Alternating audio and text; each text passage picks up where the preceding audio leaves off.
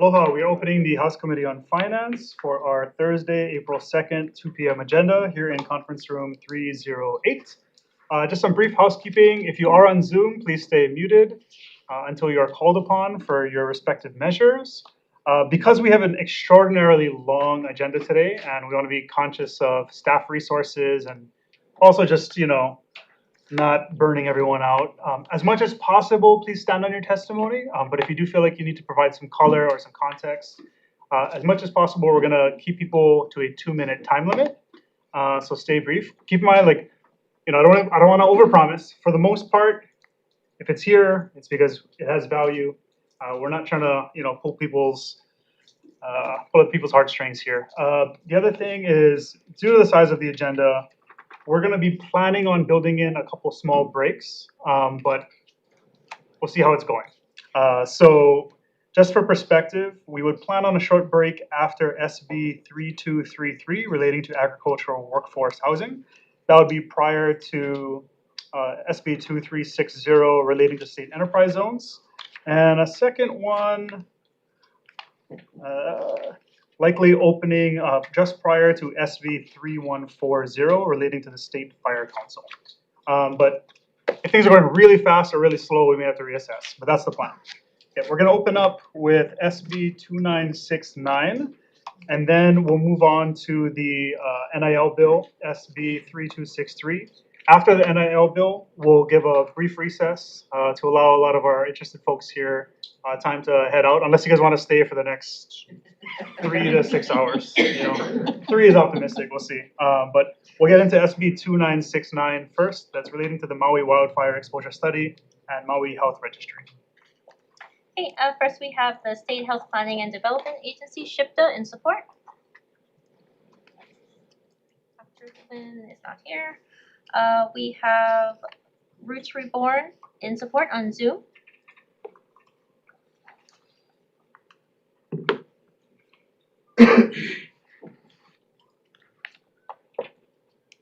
Okay, I'm here, sorry. Oh, okay. I wasn't sure. It was fine. Hi, everybody. My name is Evelyn Denvai. I grew up here on Maui, and I work with Roots Reborn supporting immigrant and mixed status families in Lahaina. And I am here in strong support of SB 2969.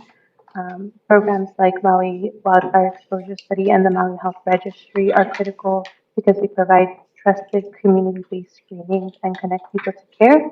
For many families, especially those affected by the fires directly, this is the first time they've been able to access this kind of services in a way that feels safe to them. Continuing this work ensures that our community is not forgotten and the health concerns are caught early before they become more serious. I respectfully urge you to support SB 2969. Mahalo for your time and consideration. Thank you. Roots Reborn Maui in support on Zoom.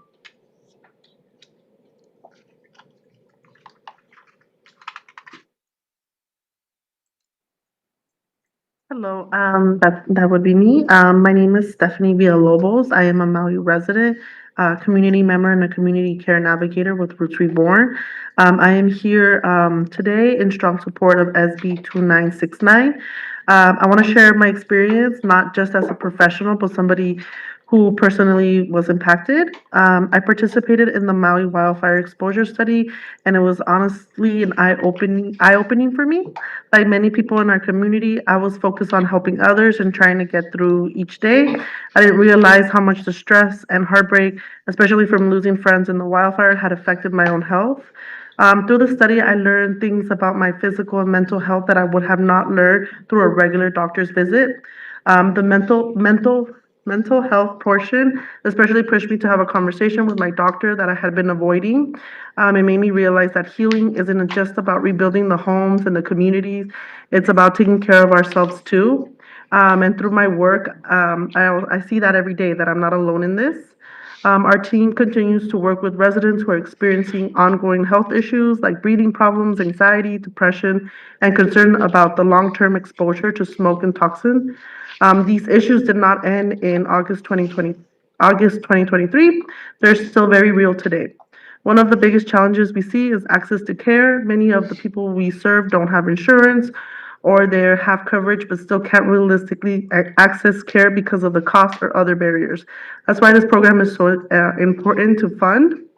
The Maui Wildfire Exposure Study is just more than just research. It's for many people, it's a chance, for them to have receive full comprehensive health screenings.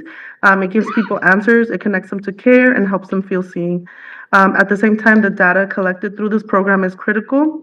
It helps decision makers like yourselves understand what our community is truly going through so that resources are directed where they're needed most.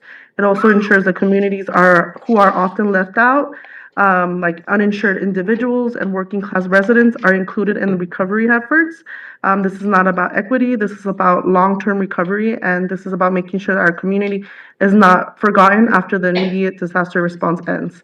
I respectfully urge you to support SB 2969 so that we can continue this work and ensure Maui residents receive the care, monitoring, and support that they deserve. Thank you so much. Thank you. American Lung Association in Hawaii in support on Zoom.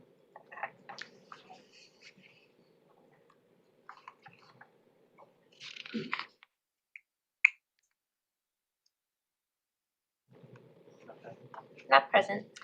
Kaiser Permanente in support. We're standing over testimony in support. Thank you. We have Alika Mauna Kea in support on Zoom. Yes, aloha. Aloha, Chair, Vice Chair, and members of the committee. I'm Malika Mauna Kea, professor at the Johnny Burns School of Medicine and co-director of the Maui Wildfire Exposure Study, or Maui West, and the Maui Health Registry. I provided written, more detailed testimony in strong support of this bill, but I want to briefly add that I hope everyone here and across the communities you represent are recovering well after the recent Kona storm. Events like this remind us that disasters don't end when the winds stop or the waters recede. They often leave behind environmental exposures and health impacts that may not become visible for months or even years unless we are actively studying them. After the Maui wildfires, we launched Maui West because we recognized that without rigorous community-based monitoring and early intervention, many of the long-term health consequences of disasters go undocumented and therefore unaddressed. As Hawaii faces more frequent and more severe environmental events, investing in this unique public health infrastructure becomes essential for protecting the health and well-being of our communities. Mahalo for the opportunity to testify, and I'm happy to answer any questions the committee may have today. Mahalo. Thank you. Ruben Juarez in support on Zoom. Aloha, I stand on my written testimony and I'm available for any questions. Thank you. We have Christopher Knightbridge in support on Zoom. Hi, committee. I'll be real quick. So my name is Dr. Christopher Knightsbridge. I lead the mental health outreach and research portion of the study. I also treat patients every single week in Lahaina. I fly out from Oahu to do so. Point number one, we are not just research.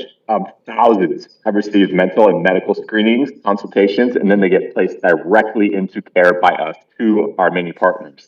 The second point is we need about $4 million optimally to expand. The whole point of expansion the next fiscal year or as soon as possible is to get more children into the study.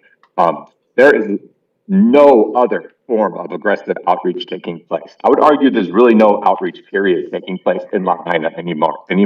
No one else is really looking at Lahaina. So we want another 800 kids into our study. I can promise you personally that we can make it happen as long as we get the funding. Lahaina was just re-traumatized again by these storms. If anybody tells you that Lahaina is doing better, they're simply either uninformed or lying. So I respect all your time. You can ask me questions after, but thank you so much for listening to us. Thank you. We have Susan Picola Davis in support.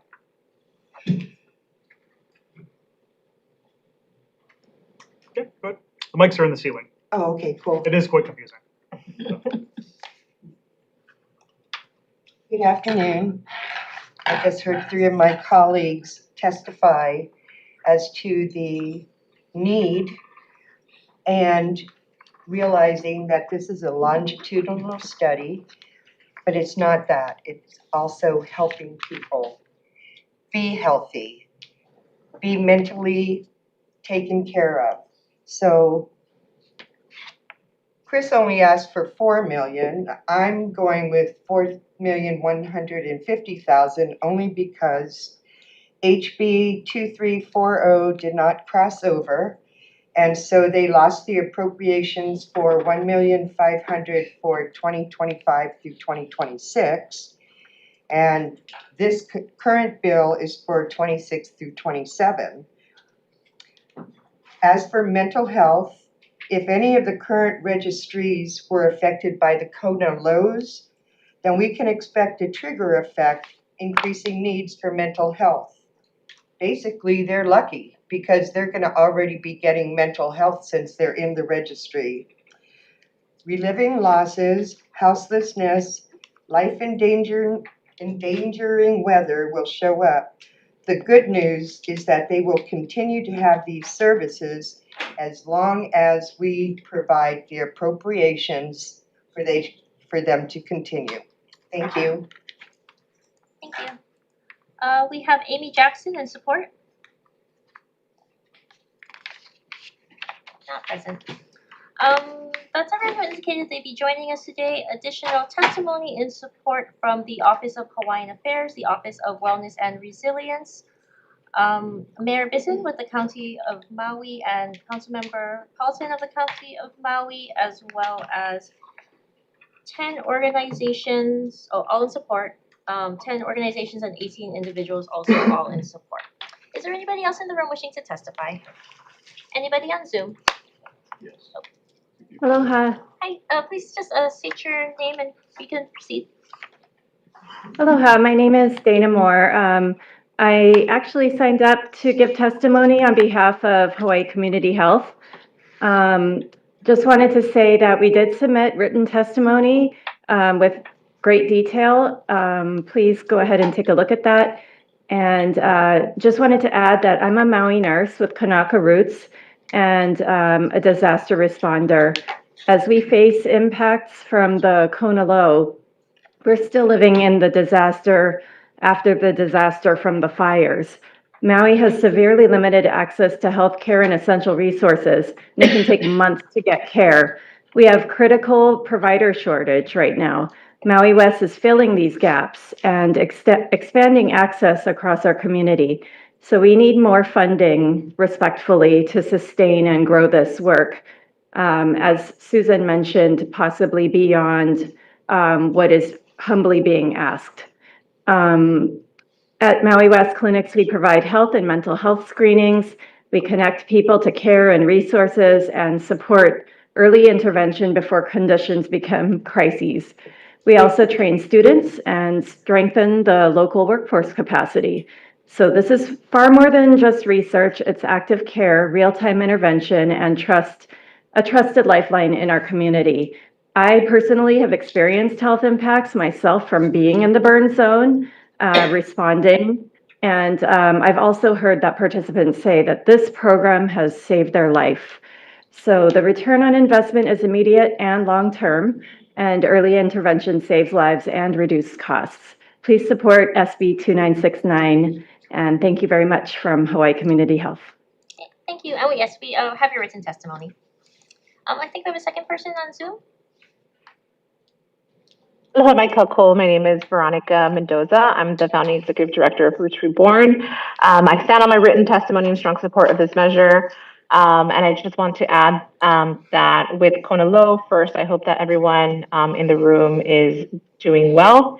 But one of the things that we're really worried about with Kona Low in our community on Maui is exposure to mold as remediation continues to happen, and tests that are already set up to do this. And if we can expand the pool, especially for our keiki, I think it will be doubly impactful, especially now as we continue to recover. And I'm available for questions after. Okay, thank you. Anybody else on Zoom? Okay, members, questions? If not, we're going to move on to the NIL bill, and then again, we'll briefly recess after that to let the room clear out. Another thing worth noting, in case people have an item early on the agenda and they'd like to stay for decision making, we'll be doing no decision making today. Everything will be kicked to Tuesday, and we'll make an announcement at the end of today's hearing on the details for the decision making for today's agenda. Okay, opening up with SB 3263, SD2, HD2, relating to the University of Hawaii. Okay, University of Hawaii in support.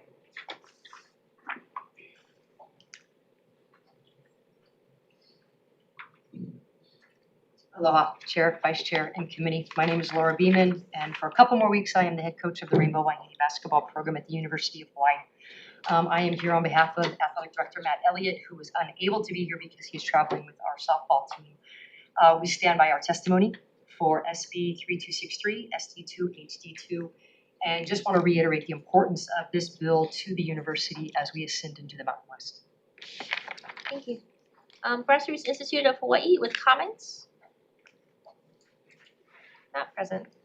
Also noting testimony in support from other University of Hawaii athletics as well as one organization and 5 individuals. Anybody in the room wishing to testify? Anybody on Zoom? Anyone? Oh, Oh, go ahead. please. Please just state your name for the record before you begin. Hello, Chair Todd, Vice Chair Takenouchi, and members of the Finance Committee.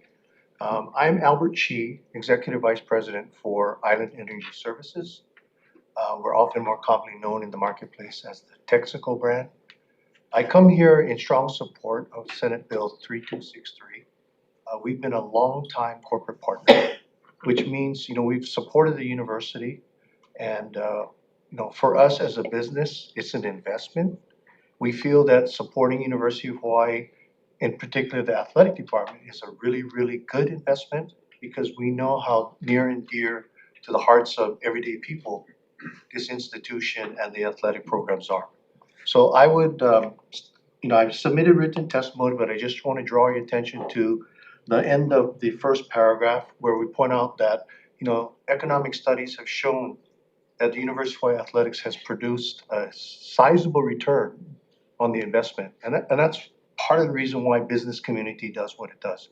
And I would encourage you to really look at that. I know there's a lot of pressure of this committee because there's often not enough money to go around for the request. But this one has a really strong return on investment, and I think is, in that regard, with all the other important matters, a really good reason why you should support the university. Thank you very much. Thank you. Anybody else in the room? Anybody on Zoom? Oh, Coach. Aloha, Chair, Vice Chair, and members of the committee. I'm Head Coach Tim Chang of the University of Hawaii football team. And I just want to give you my aloha and thank you for listening on this bill in a challenging time of college athletics.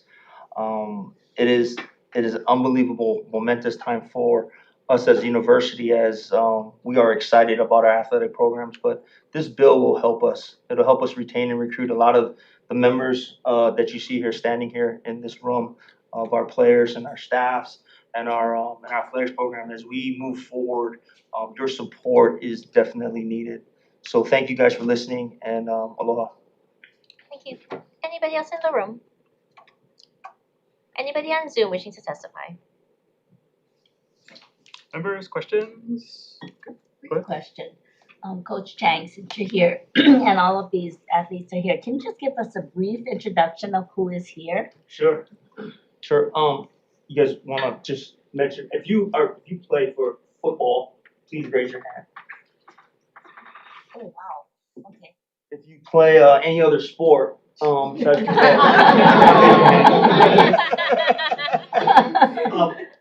members of my staff, coaching staff, could you guys please just stand and be recognized if you guys are in here?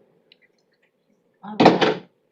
And then faculty members and representatives. Our president is here, as well as Gabe Lee, our regents or regents chair. So we're in very, very strong support here of this bill and so much need of your support. But I think more importantly, you can see how together we are. And I think that's what's special, and I think that's what's pulling our momentum forward as we are a true representative of the state through our athletic program. Thank you. Thank you so much for that. Thank you. Okay. Right on. Anyone else? Members? Okay, if not, we're going to recess briefly, and then we'll reconvene in a couple minutes once our folks are ready. Okay, recess.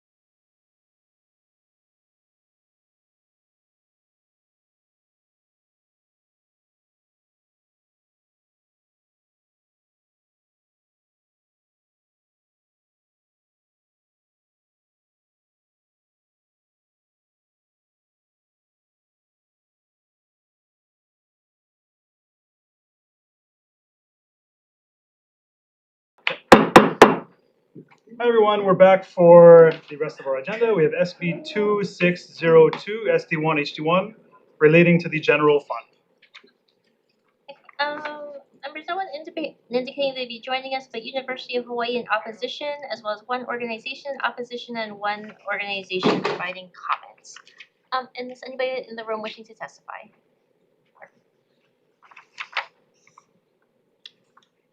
Sorry, President. Good afternoon, Chair, Vice Chair, and Committee. Thank you for the opportunity for the University of Hawaii to express its respectful opposition to the bill that's in front of you today. And briefly, I'll touch on just two things since we have submitted our testimony and you have it in front of you. There are two parts of this bill that are highly problematic for the university and would have very significant negative effects on our operations. The first is the provision that the tuition and special fees that a student pays should be used solely for the benefit of the campus on which they are paying that fee. Essentially, what that would do is transform the system of the University of Hawaii into 10 specific siloed campuses. We share resources across the system, both collaboratively at the community colleges, for example. They share resources to put on programs, to secure things like technology at lower prices that we can purchase more effectively. We share compliance functions. To say that it would be catastrophic to be hamstrung from the ability to do that would not be an overstatement at this session. In particular, it would also hurt community colleges, particularly those that are smaller. So Kauai Community College, for example, does not generate always sufficient tuition to cover its expenses. So the system serves as the ability to balance in emergencies. For example, if we did have damage during the floods and one campus was disproportionately affected, if we were unable to move money around between campuses, that means that particular campus would stand on its own and suffer on its own in terms of its ability to respond. So it inevitably would cost significantly more money for the state to operate the university and effectively lead us into a situation where we could not continue all 10 campuses, most likely. So that is one very significant piece. The second, of course, is the piece that suggests that by 2029, any unspent tuition and special fee funds would be swept to the general fund. I start by noting that the principle of the first part of the bill, which is that tuition and special fees should be that are paid by students should go to the benefit of the students, is not served by a sweeping of tuition and special fee funds to the general fund, where it would be quite an attenuated effect on each individual student. So just in terms of principle, I think there's a conflict within the bill. Second, as we submitted to you, this is coming at a time of enormous uncertainty for the university. We submitted to you a document showing the extent of impact from recent federal policy changes, which are well over $100 million. They're coming in phases and it's uncertain at this moment, so the ability to have and retain our funds to manage the situation over the next several years is critical. And frankly, we have already established, and we can talk about the specifics, but we've already established a strong strategic plan to use the money that we have to begin to mitigate the effects of this and to move our strategic agenda forward in things like workforce development and artificial intelligence for the state. So I know there's a lot to say, but you have a lot of testimony today, so we will rest at that point. Thank you. Anybody else in the room? Anybody on Zoom wishing to testify? Members, questions? No? Chair, I have questions for UH. I have three questions. First of all, I want to better understand the significance of this tuition and fee special funds. So I'm curious to know, like, what amount are we talking about? So the current balance within the tuition and fee special fund, and it should be noted that these are point-in-time balances, representative of tuition and fees. At the end of the calendar year, there's approximately $428 million in it. But if you look at how we spend our money, right, we collect tuition and fees special fund in two big pots, like during the fall semester and then during the spring semester. So that amount actually diminishes over time. So we do have reserves that are maintained by the system, But that is basically $428 million broken up amongst all of the 10 different campuses. And it also should be noted that like current campuses, like say for example Manoa, even though they may have a balance in there right now, by the end of the semester, they'll actually be in a deficit. So there will be a requirement for system to basically start working together and using those tuition and fees special funds in a systematic manner. Okay, and then my second question is, if you could give us specific examples as to what the funds are used for. It's basically used for all the operations associated with the University of Hawaii. So this is the other portion. We receive both general funds and the tuition and fees special funds in order to operate the $1.2 billion operation of the University of Hawaii. It also funds student scholarships in a significant percentage. So, I mean, there are direct student impacts from the use of this money and the loss thereof. Okay, and then my third question has to do with lapsing. So based on what I've heard, despite the amount that's there, there is a deficit. So I'm trying to follow why there's a concern if money were to lapse, that it should go elsewhere instead of remaining in the fund. So the lapsing provision, it's not like general funds that lapse back to the general fund. There's a provision in statute that allows for these balances to lapse to the credit of UH 900, which is the system. So it's not a lapse into the general fund. It is literally a lapse so that the system can use those funds systematically versus them remaining within their individual operating units. So there's no. Maybe we can be clear about that. It's confusing, but they are held by the individual colleges and they all have very different balances. And we try and be very sensitive. Obviously, if funds are allocated to the community colleges, the intent is to spend it for the community colleges. So we may have a surplus in a single college and a deficit in another. So the fact that there are numbers there that look positive actually is not reflective of each individual campus. So what this bill would do would take those special funds and actually lapse to the credit of the general fund to no longer be used by the university. And then a follow-up question to that is, has there been lapsing of funds in the past fiscal years? There's never been a lapsing of tuition and fee special funds to the general fund. Okay, thank you. No further questions, Chair. Anything else? Go ahead. Madam President, thanks for being here. I was curious around your construction maintenance and what kind of strategies, I know you mentioned that, President, about having a larger strategic plan. I was just really curious around the construction, repair, and maintenance. There's a lot of uncertainty around that. Just maybe a high-level thumbnail sketch on how you hope to keep projects on time, on budget, which is a large concern just around this building on any new asset that we're trying to.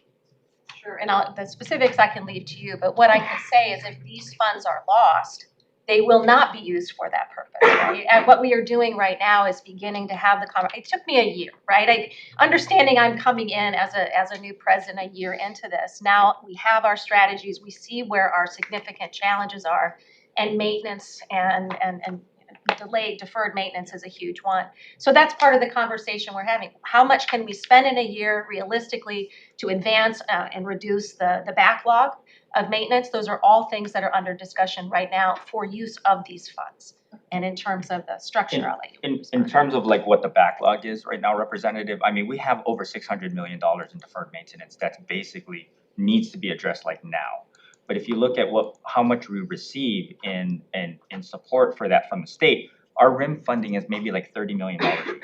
So it's constant. It's a hole that continually gets bigger. But with the elimination of the tuition and fee special fund, I mean, then that basically eliminates a whole nother source that we're using in order to address our deferred maintenance. And then within that strategies of addressing deferred maintenance, has there been an overall needs assessment of all of the assets within the university systems to prioritize them in a fashion that, you know, we can actually really see some improvements with the facilities?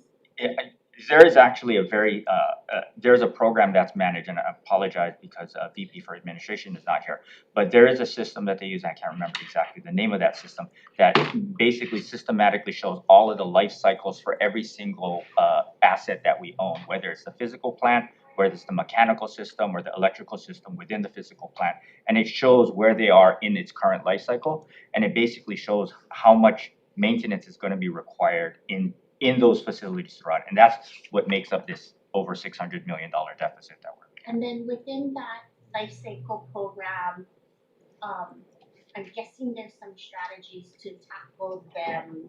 We're trying to, when you try to tackle it it's hard to tackle when you don't have enough money, because sometimes you may have something that's like number 10 on the list, but then it breaks right now, and then all of a sudden it moves up to number 2. But you guys have that program. Okay. And it's worth saying, one of the questions I'm sure you have is, where did that money come from?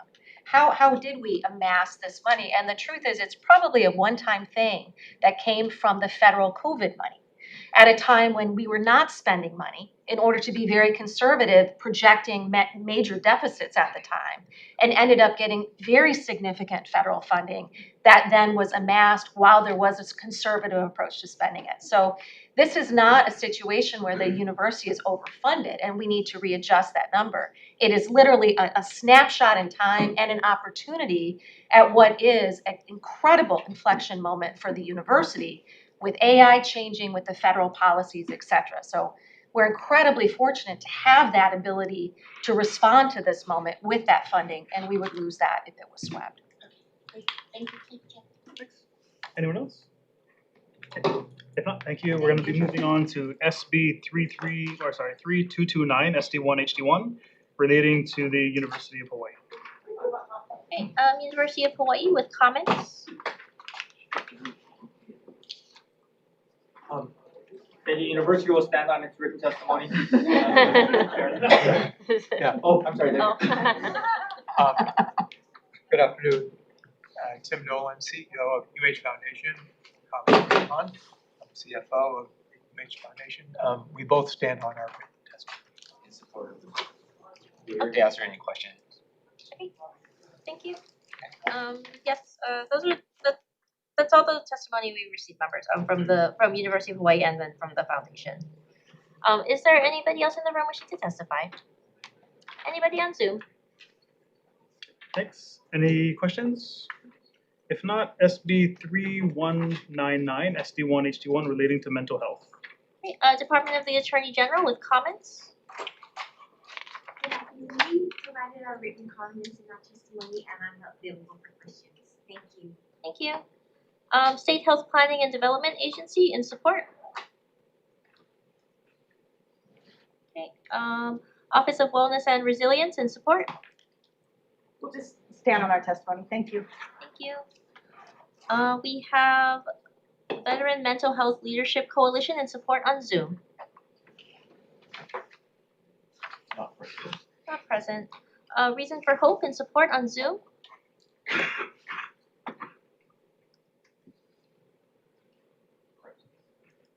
Proceed.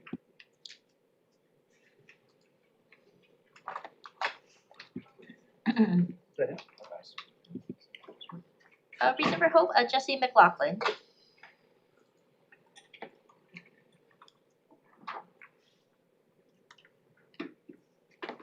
Okay, I think we can circle back if we can get him unmuted. And for a clinic in support on Zoom. Hi, hello. Hi, please proceed. Aloha Chair, Vice Chair, and members of the committee. My name is Dr. Robin Martin. I'm a psychiatrist in Hawaii and founder of Amphora Clinic. I stand by my written comments in support, and I'd like to briefly share a clinical experience that speaks to the urgency of this bill. Last year, I worked with a veteran suffering from severe PTSD and treatment-resistant depression. He had engaged in extensive care, multiple medications, psychotherapy, TMS, and ketamine-assisted therapy. Despite this, he continued to suffer profoundly.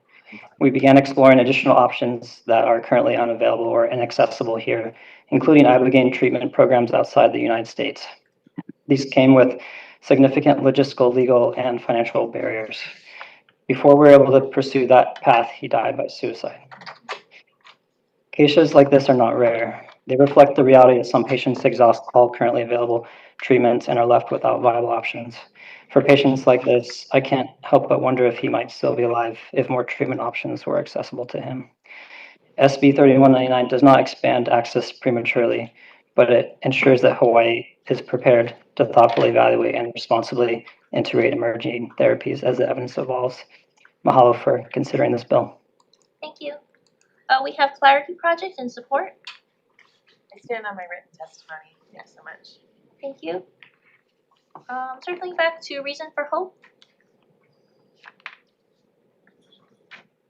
Thank you, Mr. Chair, Vice Chair, members of the committee. My name is Jesse McLaughlin. I'm State Policy and Advocacy Director at Reason for Hope. We are a national suicide prevention nonprofit focused on integrating psychedelic therapies into the medical system. We are in strong support of Senate Bill 3199, which represents a thoughtful and responsible next step for Hawaii.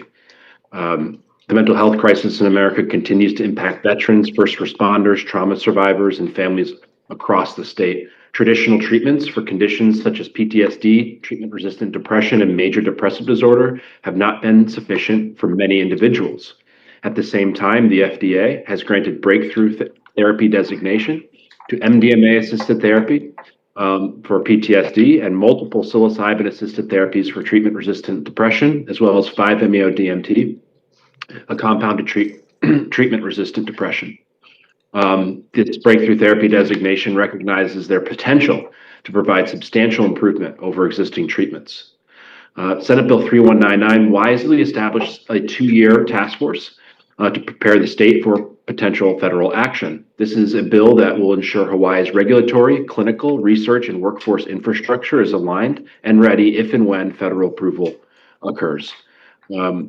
This is both a prudent and measured step to align with best practices in the country. Connecticut has established a statewide working group before launching its own psychedelic-assisted therapy pilot program. States like Maryland, as well as Washington State and Illinois, have all appropriated funds to support research in psychedelic-assisted therapy for veterans preparing their workforce for a clinical model that does not fit nicely within our existing medical system and therefore requires bespoke and niche training. Probably coming up on time here soon, so I'll just say this is a good bill and ought to pass, and I would stand on the remainder of my written testimony. Thank you. We have Christina Rodriguez in support on Zoom.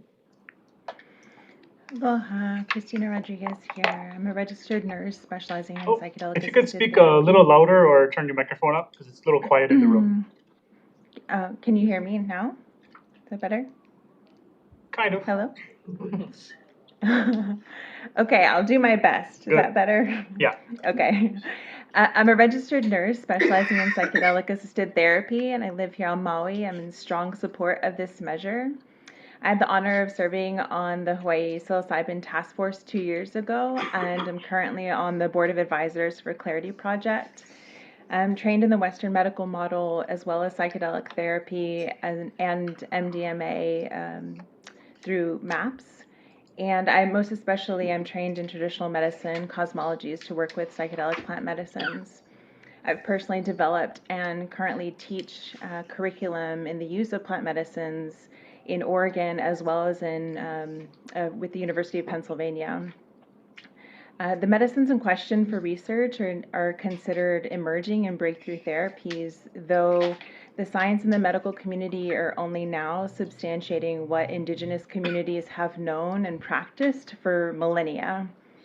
Psychedelic plant medicines have traditionally been used to help people to heal from addiction, trauma, illness, and then also in preparation for death and dying, among many other therapeutic applications that nourish and heal individuals and communities.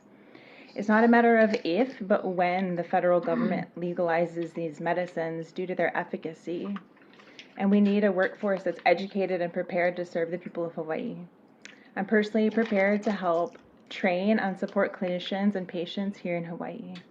This task force is a fiscally responsible step towards evaluating whether emerging therapies can reduce long-term public spending on mental health, addiction, suicide, and associated social services. Please support this bill. Thank you. I'm available for questions. Thank you. We have testimony in support from Jadu Jago in support on Zoom. Not present. Edith Garcia in support.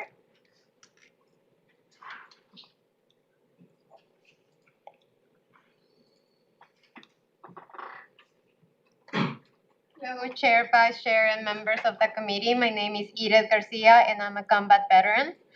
And I travel here today from Big Island to support SB 3199. I served during the Operation Iraqi Freedom, where I was operating in high-stress environments, and I can tell you that the weight of that responsibility doesn't end when deployment does. And I can say this clearly, we are not ready to receive our service members when they come home. On the Big Island, there is no in-person VA pharmacy. I have personally gone without my SSRIs medications on time because of delays. And I know other veterans who have gone days or even weeks without critical medications. That's not just inconvenient, it is destabilizing and it's dangerous. I did everything that I was supposed to do within the VA system, therapy, medications, ongoing care, but it wasn't enough. Eventually, I had to leave the country and travel to Mexico to receive ibogaine treatment. I was fortunate to have that option. Many veterans here do not. SB 3199 is not about immediate access, it's about preparing Hawaii to do this safely, responsibly, and with proper oversight so our veterans don't have to leave home to seek care. From a financial and systems perspective, this bill is both strategic and necessary. Across our nation, we have already seen veterans die by suicide in VA parking lots, places that are supposed to represent access to care. We should not wait for that to happen here in Hawaii before we act. SB 3199 is an opportunity for this state to be proactive rather than reactive, to build systems that meet veterans before they reach that point of crisis. Mahalo and thank you for everything. Thank you. Vanessa Torres in support.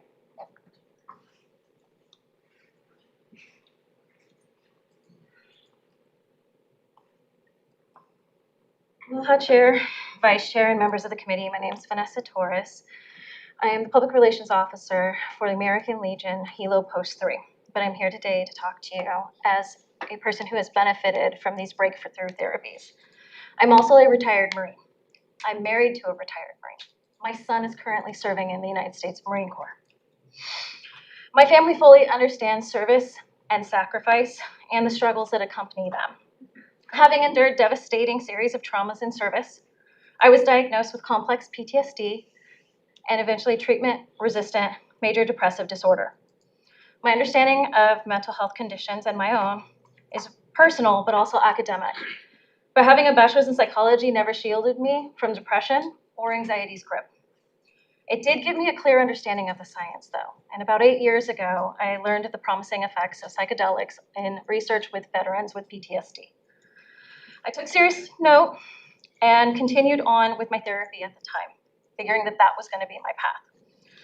I sought therapy often after Iraq, but like many, with age, with time, my condition worsened. I eventually needed a skilled psychologist, and I was one of the lucky ones. I found the most dedicated, caring, highly skilled neuroscientist whose dedication held the line between my despair but also my survival. Despite her best efforts, I was not participating in life, and I was not engaging with my family. The alternative still felt like an option. Having lost 2 friends to that battle, I understood the bleak reality that would lie ahead for myself and my family. So I looked into alternatives. I met a dear friend who connected me with a nonprofit providing the breakthrough therapy I was seeking. And I underwent 2 days of psilocybin therapy with safe, professional wraparound care in a licensed facility. 2 days of medicine healed what nothing in 20 years could. The result was not temporary relief. It was joyful restoration. I no longer desired isolation. I engaged with my family. Where I would once break down, I now stand firm. After decades of anguish, my family was finally able to meet the calm version of me that knows peace. I could never have imagined that I, of all people, would need this type of treatment. As much as possible, if you could summarize. If you could summarize a little bit, yeah. Okay. I appreciate you though. So to summarize, 20 years of therapy, EMDR, cognitive behavioral therapy, every therapy that was available to veterans with PTSD, I tried. Every therapy failed, and it wasn't for a lack of putting in the work. It wasn't for a lack of showing up every day. Everything failed. My education did not save me from depression or anxiety. But when I went through these 2 days, it was as something was fixed in my brain. This isn't something that I need to continue on all the time. It's not like an SSRI. I had 2 days of treatment, and that was it. That was last year. I'm standing here firm. The social anxiety is gone. Of course, public speaking is always can be an intimidating thing, but my social anxiety is gone. I can walk out into crowds again. I can be amongst people. I can be amongst the community. That was something that I had lost, and as the years progressed, continued to get worse. 2 days of this therapy, and I was back to being a calm, joyful person. My family got to actually meet the real version of me. No more being reactive, no more sitting in fear. I was able to be a human being. That's something that a lot of people that have gone through multiple types of trauma understand, that you just live in a constant state of flight or fight. That was gone. So what I would say is I had to leave the state. I had to fly to Oregon, where they have licensed facilities to administer these medicines with professionals on hand and on staff. The financial burden that my family incurred during this to make sure that I was able to receive this treatment was vast. SB 3199 will allow us to have a task force and to make sure that we are ahead of the curve so that other families do not have to endure the financial burden that my family does and that other families, veterans and first responders, are doing today. And the last thing that I would say is to truly stand up for veterans and service and those in public service in any form that have to continually go through trauma. Instead of thanking them, legislate for them. Mahalo for your time. Thank you. We have Robert Farmer in support.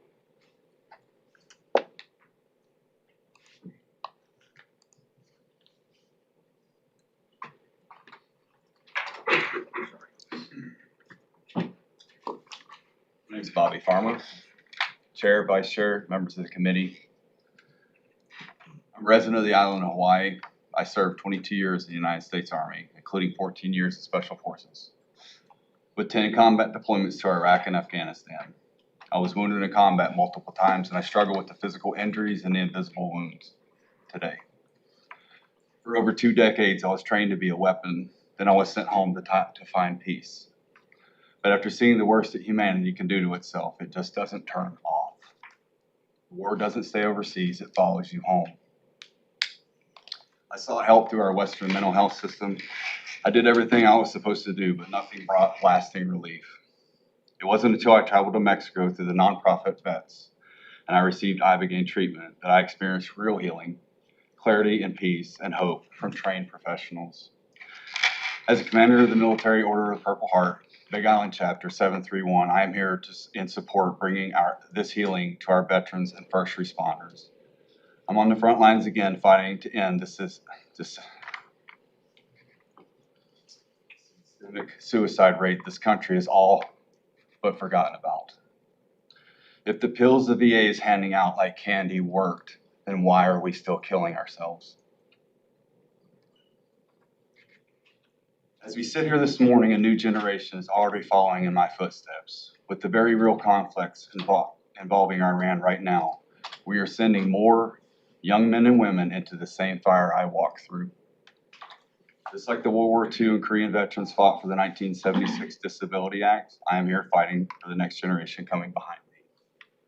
We can do better. Please support SB 3199 so veterans like me don't have to leave Hawaii to find the healing they desperately need. Mahalo. Thank you. We have Vicki Farmer in support.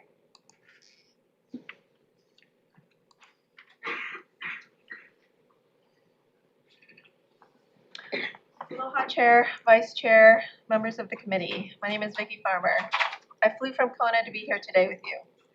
I am a veteran spouse. You just heard my husband's testimony, so I'll skip over to further down. Nothing worked until we found something that did. Treatment supported by clinical research showing real healing for people like my husband.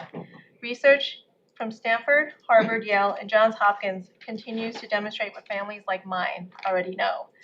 These medicines work, and we are living proof. It gave him his life back, and it gave us our life back. And we're not alone. Across Hawaii, families are still living this reality, still searching, still waiting for something that truly helps. And this is not theoretical. This is life and death. When one person heals, a family heals. And when families heal, communities heal. SB 3199 prepares Hawaii to responsibly provide access to those who need it most. Veterans who serve on the front lines. First responders who stand on the front lines here at home.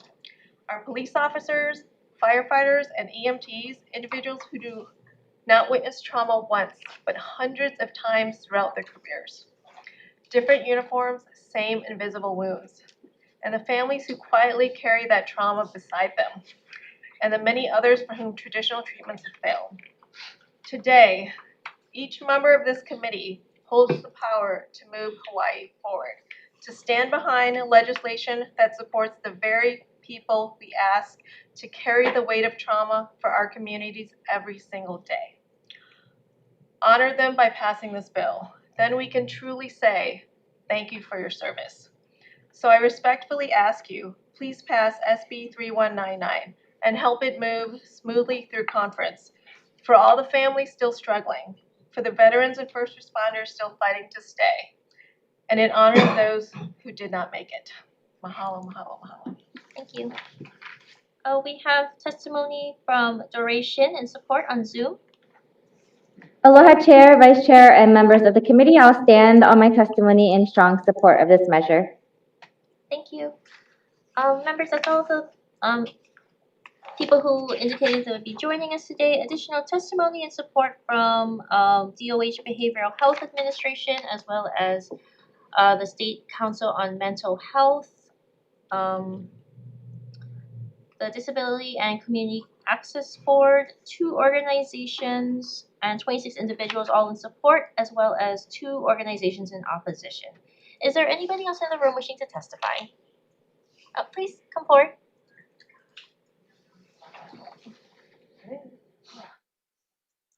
Just state your name for the record before you begin.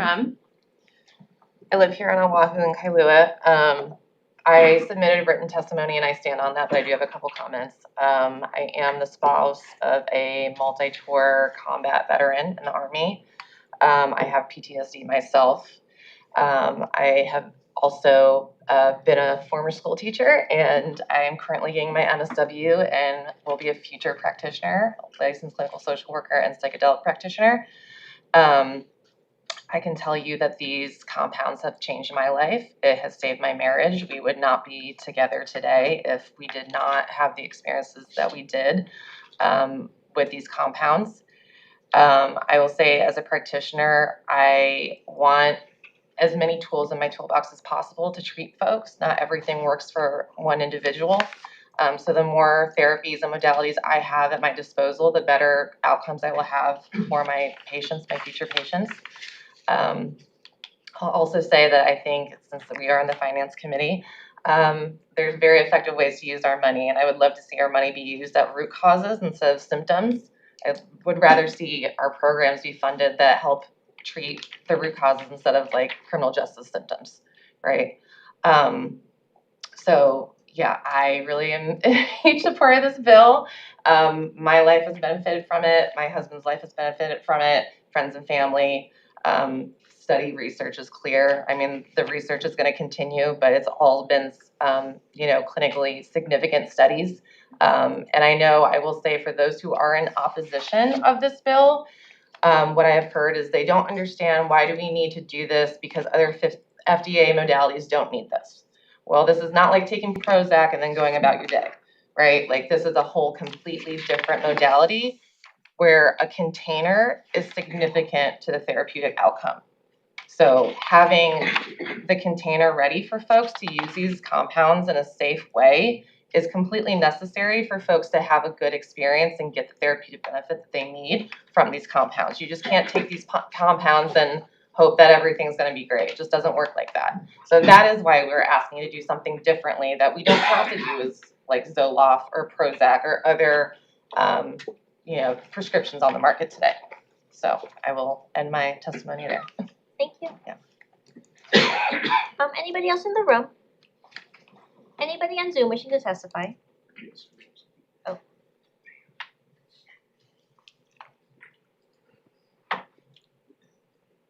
Hi. Sorry. Go ahead. Go ahead. Sure. We have Russell Hill on the screen here, so why don't you go first? Thank you very much. Thank you for the opportunity to speak today. I want to say thank you to everybody spoken before me, and thank you for the chair and vice chair and the committee. We often say the words, thank you for your service. Say them to our veterans, to our first responders, and often we say them without thinking beyond just the words, thank you for your service. It feels good to say it, and it feels good to receive it. And I think we mean it. For far too many, that need in those words are where our support ends. As a physician in the emergency department, I've sat with veterans and first responders in some of the most vulnerable moments of their lives. I've seen the aftermath that doesn't make headlines. The chronic PTSD, depression, the addiction, the quiet unraveling of identity and purpose, the attempted and the completed suicide. These are not rare cases. This is happening every day. Often the system we offer them in return are limited, fragmented, or simply not enough. So we're left in a place where we publicly honor sacrifice while privately struggling to help people heal from it. And that's the gap that we're here to address. That's the gap that this bill sets to address. The task force for psychedelic-assisted therapy is not about abandoning science or allowing access without proper structure. It is about giving more than just lip service when we say thank you. It is about creating a careful, responsible pathway to evaluate treatments that are showing real promise for conditions that have not been adequately treated by conventional approaches. Because we're going to continue to say thank you for your service, we have a responsibility to make those words real. Not symbolic, not ceremonial, real. And that means being willing to ask better questions, to explore and provide emerging therapies, and to build systems that reflect not just our gratitude, but our commitment to their healing. Thank you. Thank you. Our second testifier on Zoom. If you could just state your name for the record before you begin. Hi, sure. My name is Dr. Lynette April. Thank you very much for the time. Aloha, Chair, Vice Chair, and members of the committee. My name is Lynette April. I'm a clinical psychologist, neuroscientist, and clinical trialist specializing in PTSD, depression, and suicidality. I serve as the Chief Science Officer for Reason for Hope and the Veterans Mental Health Leadership Coalition, and I lead research specifically on emerging treatments for veterans, including the Texas state-funded psilocybin-assisted therapy for veterans with PTSD trial. I am also the daughter of a U.S. Marine who died by suicide after years of struggling with ineffective treatments. So I also have a 3-year-old who picks the most inopportune times possible to. I apologize. I very much understand the science, and I am painfully familiar with the reality that so many who have spoken before me have highlighted in terms of the limitations of our current treatments, limited access to emerging treatments, the amount of debt that people go into to access these things. Karen, stop, please. They will seek any option to access these. Any of us would, if it was ourselves or a loved one struggling. And SB 3199 is not about rushing access. It is about preparing responsibly. It gives Hawaii time to thoughtfully evaluate how these therapies do and do not fit in existing care models, what workforce training needs to be, what payer coverage needs to be, and how post-support treatment is in place. I think, as been very nicely stated by all who spoke before me, the cost of a bill like this simply cannot be overstated. If we truly are able to offer healing that Schools are restored, families are restored, people are returning to work, to school, to community, to football games, to ballet recitals, to dinner tables.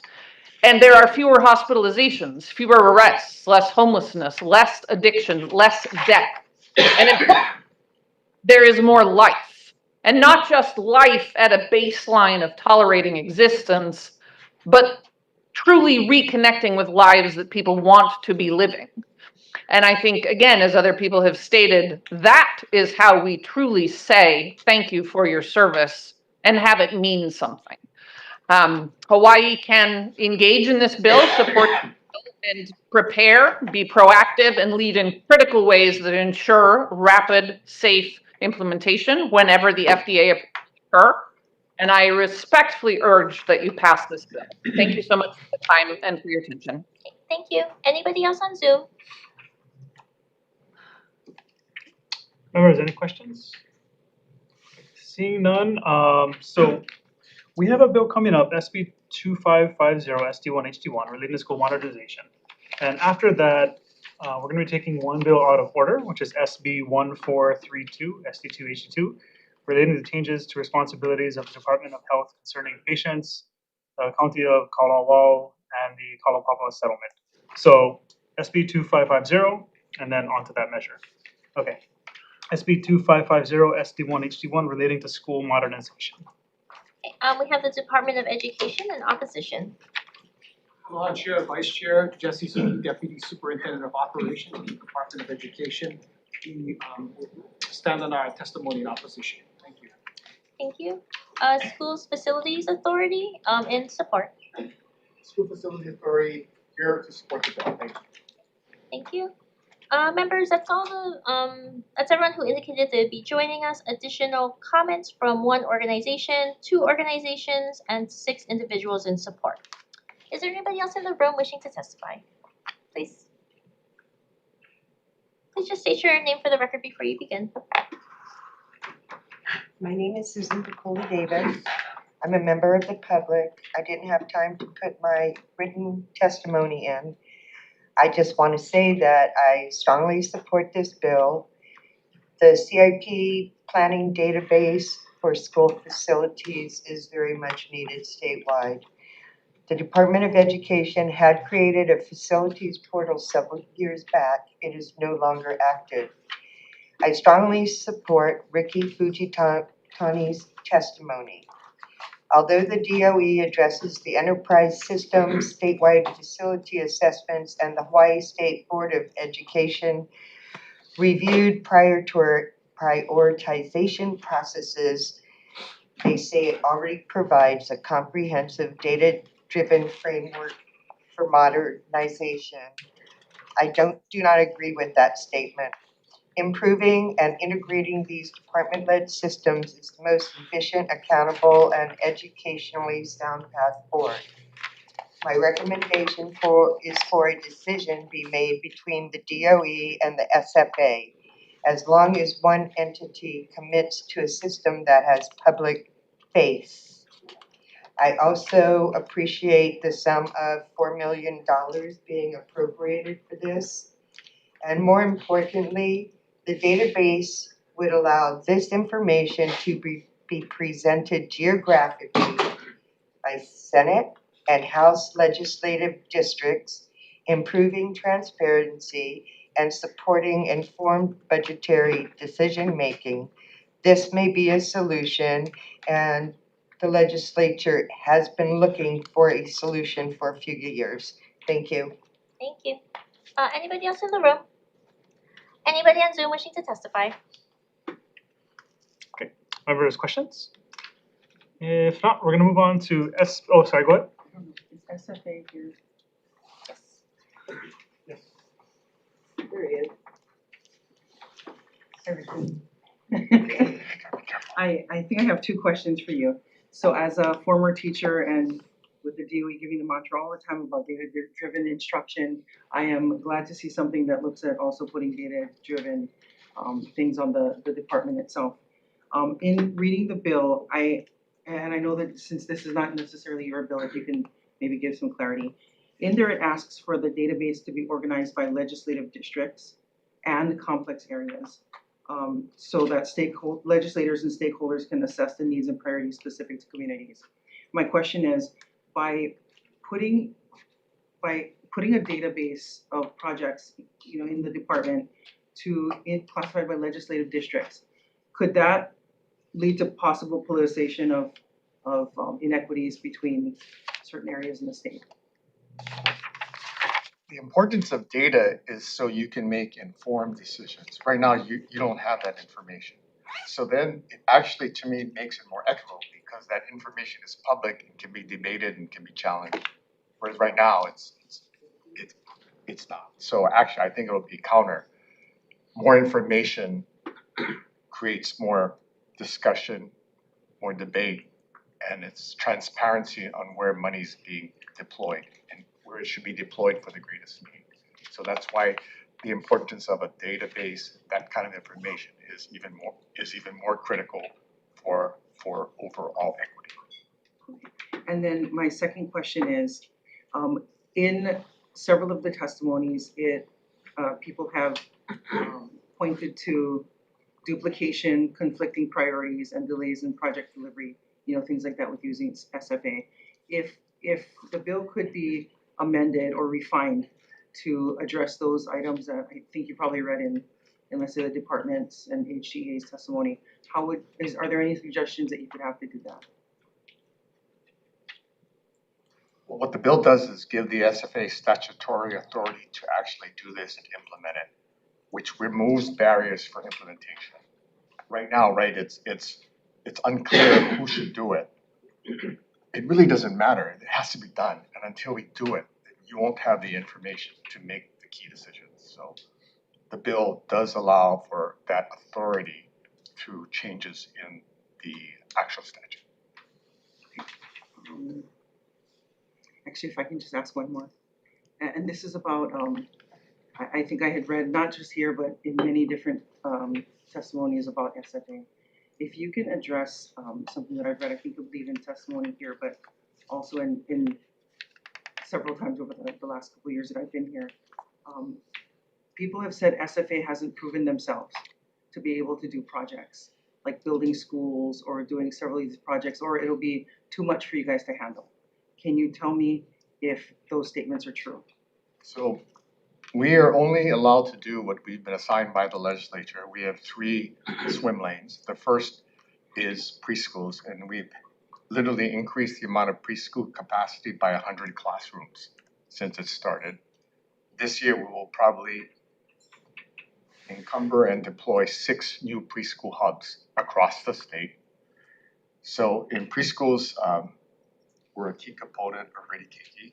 In terms of our second swim lane, Central Maui School, that project is going to be a $210 million project scheduled to open in 2030. We're in schematic design right now, so that's progressing, and it's the first school that's going to be held to a schedule, a budget, and a tight scope.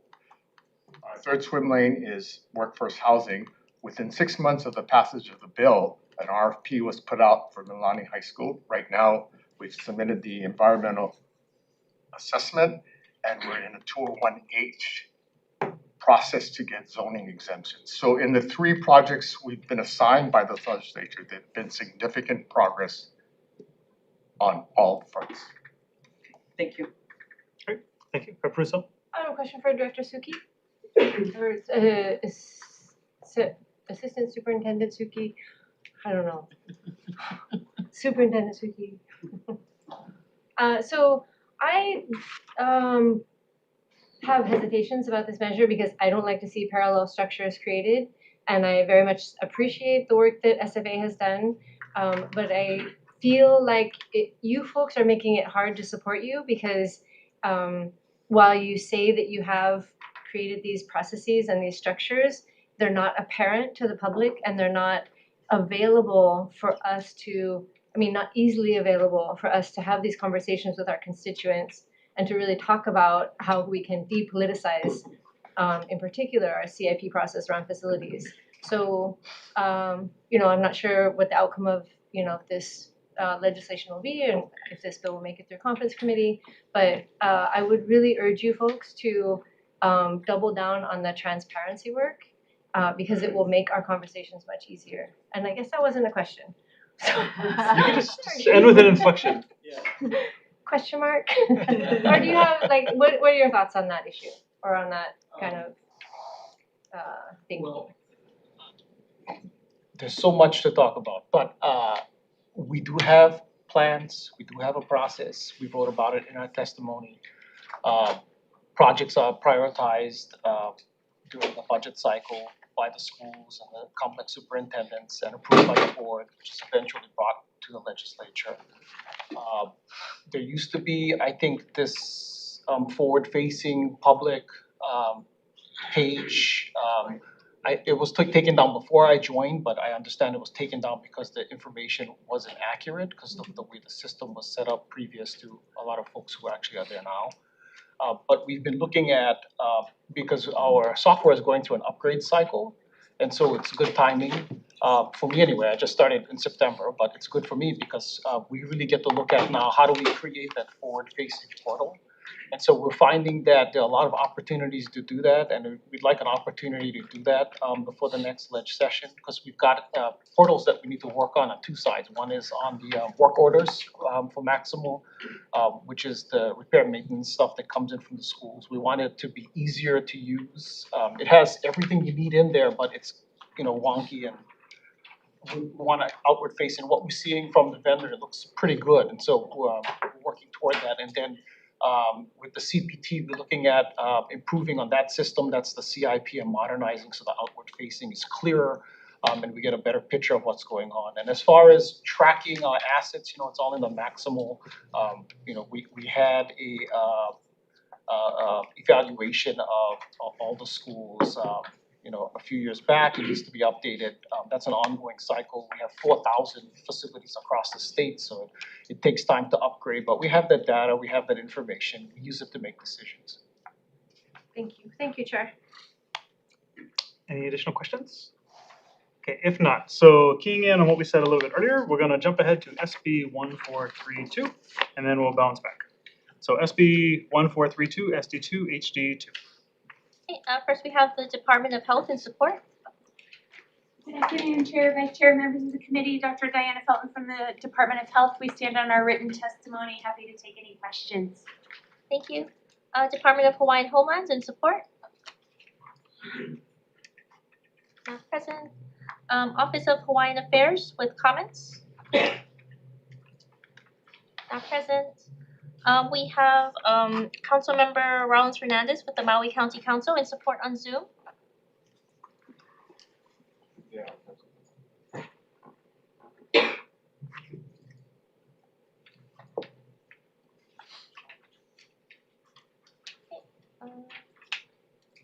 We can circle back. We have Ka'ohana Okalapapa in opposition on Zoom.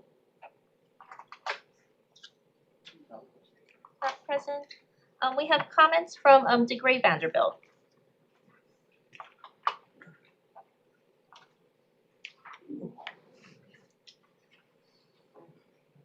Eighty-four-year-old knees are giving out on me a little bit. Careful of that chair. Yeah, don't lean back too much on that chair. Sketchy. Oh, there you go. Good catch. Well, I survived 3 days in Oahu, all right, so I'm anyway, aloha. Aloha, everybody.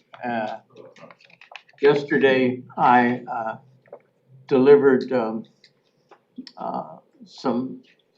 each office some background information on SB 1432, along with a copy of Ka'ohana's 12-page brochure on the future of Kalapapa, which I hope was helpful.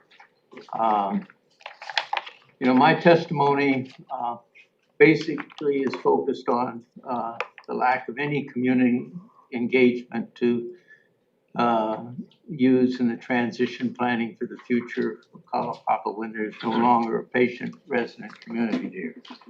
This despite the Department of Health representing to the House Water and Land Committee that it was going to get funding to engage an independent community engagement organization to come up with a community engagement plan. That organization was the Hawaii Alliance of Community-Based Economic Development, known as HACBED, which was funded and they hired a was hired to develop a community engagement plan. However, the Department of Health pulled the rug out from under HACBED and then canceled their contract, and no community engagement plan was or has been ever developed. My testimony today before the Finance Committee, Department of Health's testimony today before the Finance Committee includes the following representation. The final transition decisions will be determined by who will take over jurisdiction will continue to operate without DOH's involvement and control. These higher level decisions will require community engagement, executive direction, interagency dialogue, and collaboration. Well, there's been no community engagement to speak of. The crux of my testimony is based totally on the lack of community engagement plan to engage community organizations on Molokai in the transition process. The need to correct this hopefully will be by agreeing to a couple of amendments. And on page 3 of my testimony, the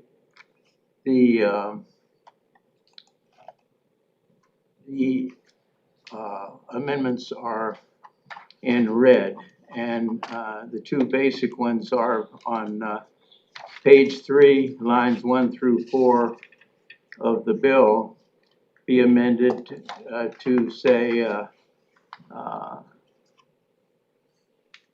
that they will include community organizations in the county of Kalawao that is designated by Public Law 111-11, Title 7, Section 7108. Well, that is Ka'ahano Kalapapa, so I would just include the name of our organization. And then also the topside community organizations selected in consultation with, take that out because it doesn't say with We who. do have a copy of the testimony in our packet, if you could start to summarize. So that one, and then there's a couple other corresponding sections in the bill that have the same type of language, just qualify. And we also suggested that the Office of Hawaiian Affairs be included because a lot of the land down in Kalapapa is ceded land, and they have an entitlement. They've tried for years to get into the transition planning team and haven't done that. So I just wanted to say thank you for hearing my testimony. I hope what I passed out helped you a little bit, because when I saw there were 70 things on the agenda, I didn't know whether I'd be here for a month or 2 months. So I'm glad this is moving along. And again, I appreciate all the help you could do to pass those amendments we suggested. Thank you very much. Thank you. And I think we have Councilmember Rollins Fernandez on Zoom. Aloha, aloha Chair Todd, Vice Chair Takenouchi, honorable committee members, mahalo for this opportunity to testify. I'm Maui County Councilmember Kiani Rollins Fernandez, Kupa Aina of Molokai, testifying in strong support of SB 1432 HD2. That includes the amendments made by our Molokai representative, Representative Mahina Poi Poi, which addressed a lot of the concerns that the community did have, including what Mr. Vanderbilt spoke to, which includes community meetings. So that would be required under the amendments that Rep. Poi Poi included. I did submit written testimony. I am testifying as an individual council member, but the Maui County Council also took a position in integrating Kalawao County into Maui County in Resolution 21-190. I'm happy to answer any questions the committee may have. Mahalo for this opportunity to testify. Thank you. Members, that's everyone who indicated they'd be joining us. One other organization in support. Is there anybody else in the room wishing to testify? Please come forward. Good afternoon, Chair, Vice Chair, members of the committee, Lena Alale on behalf of Office of Hawaiian Affairs. We're standing on our comments, expressing our willingness to join in paragraph 11 to consult with the community about the transition and to contribute to that process. Thank you. Anybody else in the room? Anybody on Zoom wishing to testify? Okay, members, questions? No. Seeing then, just as a reminder, no decision making will happen at the end of today's agenda, which maybe 6, 7 o'clock. I don't know. We'll see how it goes. Everything will be pushed to Tuesday for decision making. So if you're here for just one item, you know, we might be a while, but no decision will be made today. Okay, moving on to SB 2877, SD1, HD1 relating to education. Okay, Department of Education with comments. Good afternoon, Heidi Armstrong, Department of Education. We stand on our written comments, supporting the intent, and our recommendations are in our written testimony. Thank you. Thank you. That's all the testimony we received on this measure. Is there anybody else in the room wishing to testify? Anybody on Zoom? Members, questions? Go ahead. Thank you, Chair. Questions for DOE, please.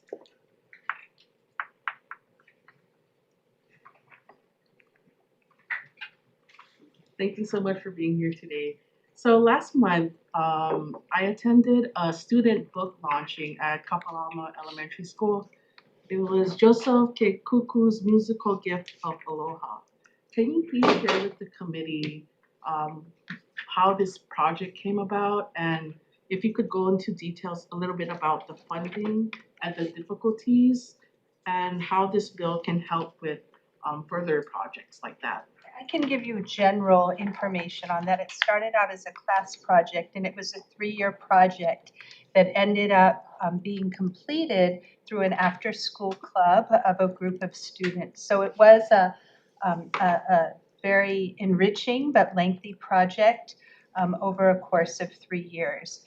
The department does have schools who've published many books, whether the book has an ISBN number, which would make it a book that could be sold, or whether they're just books published through various vendors who take the students' work and put it in a nice hard book structure.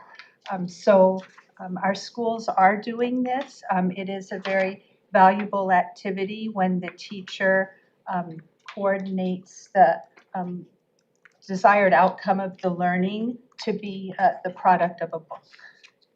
And could you go a little bit about the funding of the book? Like how they're able to publish it and how they get I the can't funding? speak to how Kapalama was funded. Some schools have used their weighted student formula in various for various book publications. Other schools have received grants that have helped. There was an anthology published by English learners from one of our high schools a few years ago, and they had grant funding that funded that project. So schools can use weighted student formula funding for this. And was the DOE able, sorry, can I? Mm-hmm. And was the DOE able to access, I guess like, realize the different gaps in publishing these books? Like, were you able to talk to all the different projects and see what their issues were? Well, I think with there's, if we're talking contracted publishing companies, for example, a local publishing company offers an array of services. So they can have their staff work with the teachers in the schools throughout the process, assist in the lesson planning and teaching the lessons, etc. They can offer the full package, which could cost up to $60,000 for a book to be published. There's online options where it's $5, per book with no additional assistance. So there's a range of options from different publishing companies depending upon what services the school is requesting.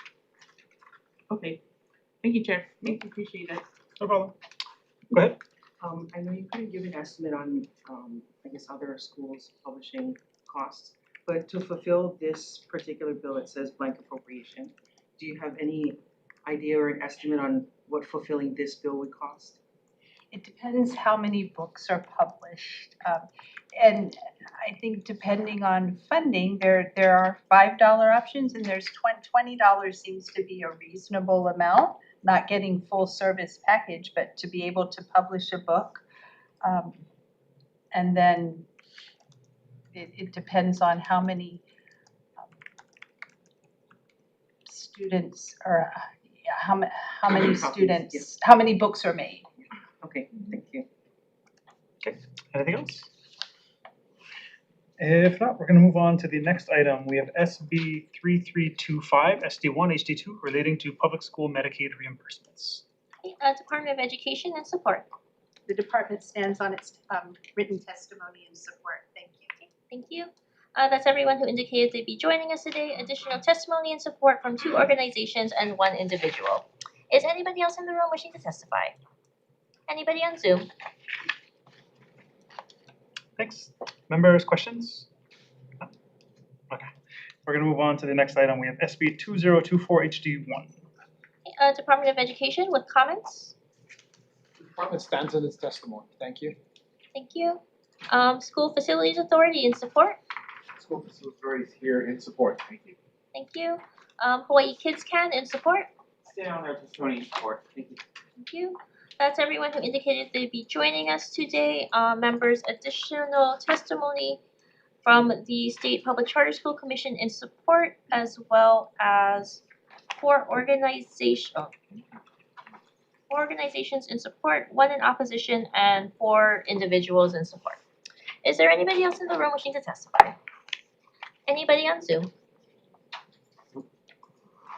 Members, questions? Go ahead. SFA.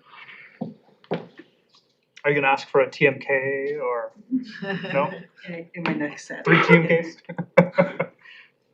Hi, Ricky. Can you clarify how ongoing maintenance responsibilities will be handled under this pilot and what safeguards exist to prevent unintended displacement of public sector workers? The intent of this bill is to create an RFP to create charter schools, to build charter schools a different way. Operation will be like any other conversion charter school, which is HST teachers, HGA employees doing all the maintenance. It's just that the construction of the school will be done through a P3 operation.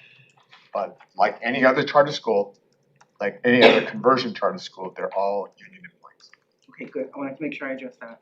I think the next thing is we talked earlier about decision-making authority.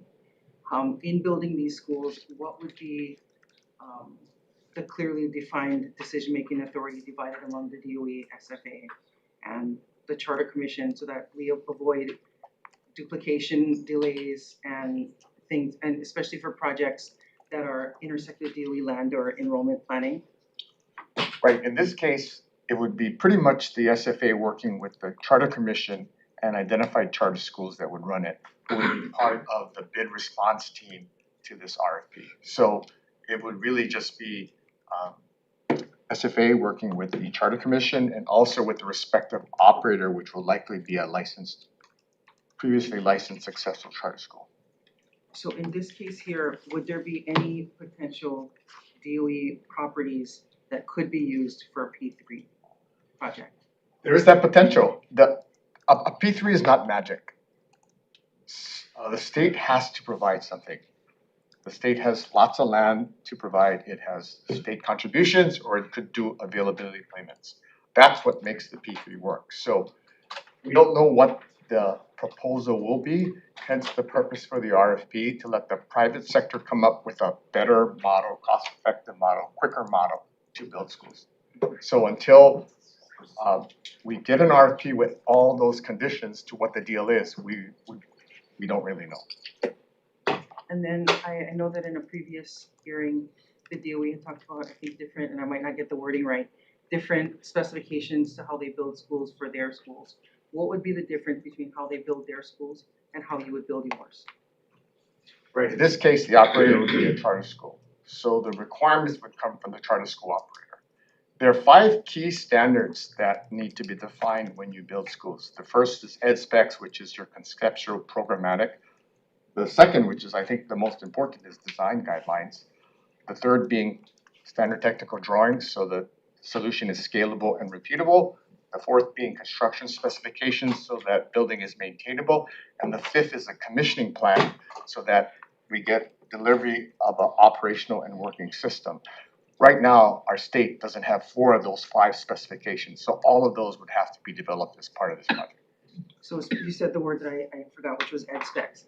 Can you tell us what the difference between the DOE ed specs, or if you know what they are, versus what a realm of possibilities are for charter schools to do with the same, to handle the same amount of kids?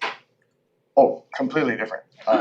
Each school district has its own set of ed specs. So the ed specs for Portland is different from the ed specs for Austin, which is different from a Department of Defense school, which is different from a Fairfax school, which is different from a charter school. It's just their methodology and what they teach. Your best example is Kihei, South Kihei High School. You have Kalani Hakoi, which is a ed spec school that right now costs about $240 million. It services 500-600 kids. Next door, 3 minutes walking, you have a charter school that was built for $20 million that is servicing 700 kids. So, you know, it's just a whole different concept and how you provide education. Anything else? No? Okay. Moving on to SB 2614 HD2 relating to education. Department of Education and support. Department of Education is authorized for some testimony with respect to the class that is scheduled to pass as. Thank you. That is everyone who indicated to be joining us today. Additional testimony in support from the Hawaii Office of Veterans Services, 1 other organization, and 3 individuals. Is there anybody else in the room wishing to testify? Anybody on Zoom? Okay, members, questions? If not, SB 2613 SD1 HD2 relating to public school land transfer. Department of the Attorney General with comments. I'll stand on our testimony providing comments. Thank you. Thank you. We have the Department of Land and Natural Resources with comments. We stand on our written testimony. Thank you. Department of Education with comments. We stand on our testimony comments. Thank you. Thank you. The Hawaii State Public Library System with comments. Standing on our written testimony with comments. Thank you. Thank you. And the City and County of Honolulu Department of Housing and Land Management with comments. Stand on our testimony. Thank you. Thank you. That's everyone who indicated they'd be joining us. Additional testimony with comments from the Hawaii State Board of Education and the City and County of Honolulu Department of Parks and Recreation. Both with comments. A lot of comments. Is there anybody else in the room wishing to testify? Anybody on Zoom? Members, questions on this measure? If not, SB 3063 SD1 HD1 relating to the Department of Education. Sherman. Department of Education and support.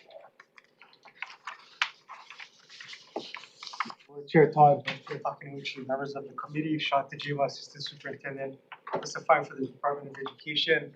The department stands on our written testimony in support of this measure, as this bill provides yet another lever to support the department's efforts to increase our locally sourced food in school meals. We stand by for questions. Thank you.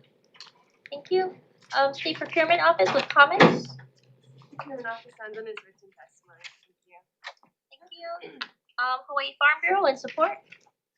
Aloha, Brian Miyamoto on behalf of the Hawaii Farm Bureau will stand on a written testimony in support. Thank you. Hawaii Farmers Union in support on Zoom. Not present. Not present. That's everyone who indicated they'd be joining us today. Additional testimony and support from 2 organizations and 1 individual. Is there anybody else in the room wishing to testify? Anybody on Zoom? Members, questions? Seeing none, moving on to SB 2319, SD1, HD1, relating to the Department of Agriculture and Biosecurity. Department of Agriculture and Biosecurity in support. Sharon Hurd, Biosecurity stands in support. Thank you. We have the Hawaii Farm Bureau in support. Hawaii Farm Bureau will stand on its written testimony in support. Thank you. Hawaii Farmers Union in support on Zoom. Still not present. We have Local Food Coalition in support. Not present. The Hawaii Food Industry Association in support on Zoom. Not present. Ulupono Initiative in support. Chair, Vice Chair, Ulupono will stand on its testimony in support. Thank you. Thank you. That's everyone who indicated they'd be joining us today. Additional testimony and support from 4 organizations and 2 individuals. Anybody else in the room wishing to testify? Anybody on Zoom? Okay, members, questions? Seeing none, moving on to SB 2800 HD1, relating to irrigation systems.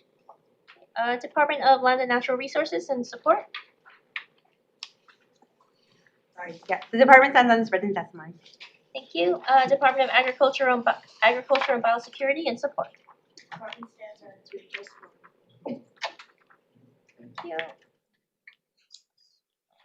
Agribusiness Development Corporation in support. Agribusiness Development Corporation stands on its written testimony in support. Thank you. Hawaii Farm Bureau in support. Hawaii Farm Bureau will stand on its written testimony in support. Thank you. And Hawaii Farmers Union in support on Zoom. Still not present. Okay, that's everyone who indicated they'd be joining us. Additional testimony and support from 3 organizations and 1 individual. Anybody else in the room wishing to testify? Anybody on Zoom? Okay. Members, questions? No. Moving on to SB 2892. It's SD1, HD1 relating to feral chickens. We have the Maui County Department of Agriculture and actually just Hawaii Farm Bureau in support. Hawaii Farm Bureau will stand on its written testimony in support. Do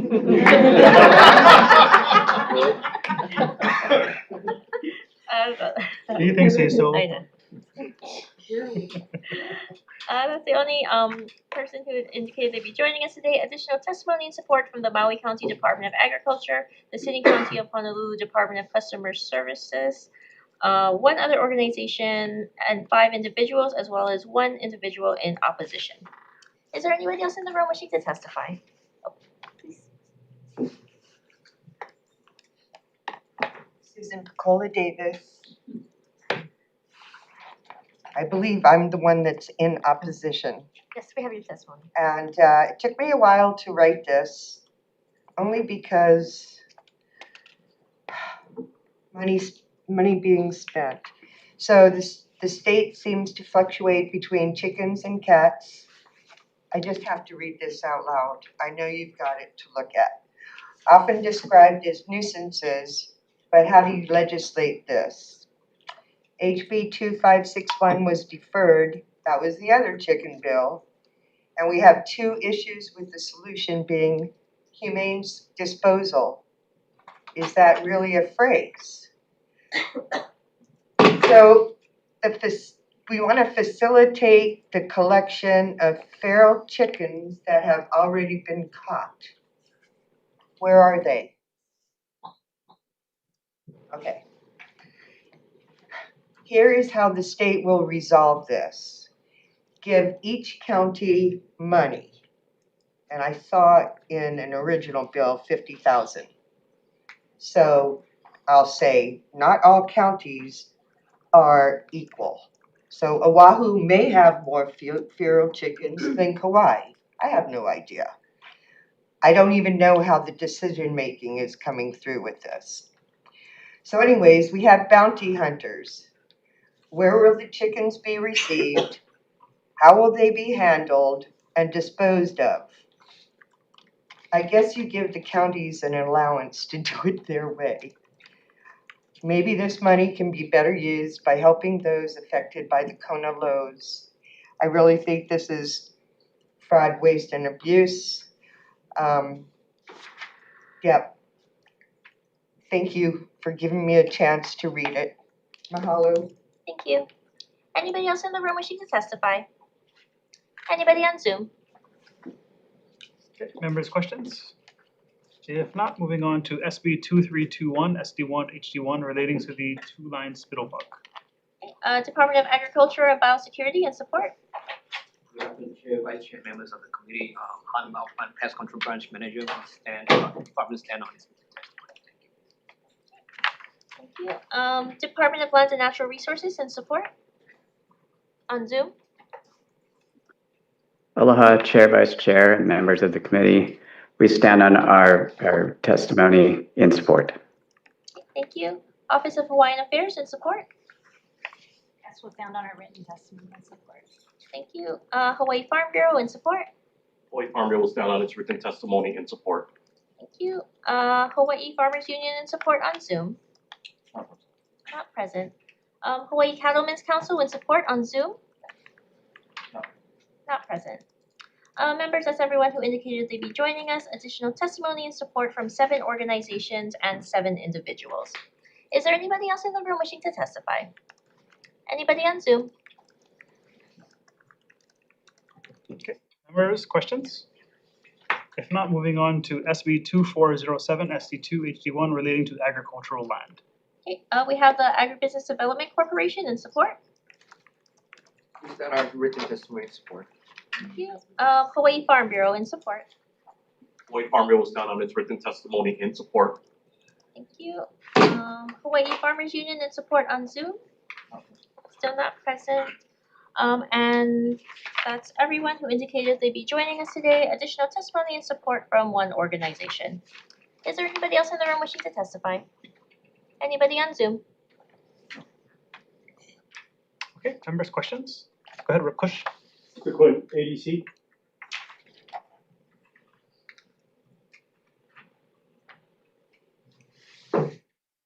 Sakamoto for Agribusiness Development Corporation. Thank you, Chair, Vice Chair, and committee members. Yes. Thanks. Thank you, Mark.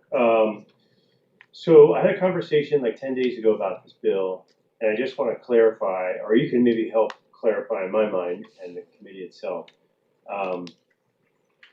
This position and appropriation is potentially for cold storage in Kehau on a property you own now.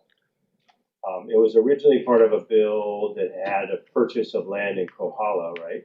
Correct. But that got amended away. Yes. Out. So it's now just the positions. So is it, I mean, do we not have any other resources available on Hawaii Island to manage these cold storage units, or are these things coming online imminently, or like what's the timeline? I feel like we're putting the apples before the cart, unless I misunderstand. Well, and that's a good question. One of the things that we see in some of these projects is it takes a while to basically open up, to start a project, or not to start, but to complete a project. And one of the advantages of having a position there is to basically work with the community to make sure that whatever we come back to the legislature and say, hey, this is what the community really needs.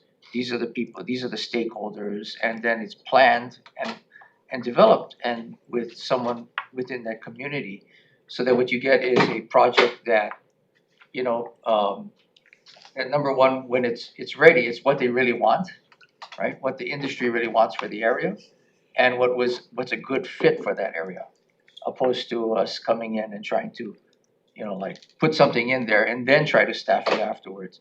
So what this person would do is they would go in and create that network, right? Create the people who are going to benefit from this, and it's all done, with that community and with those stakeholders in that area.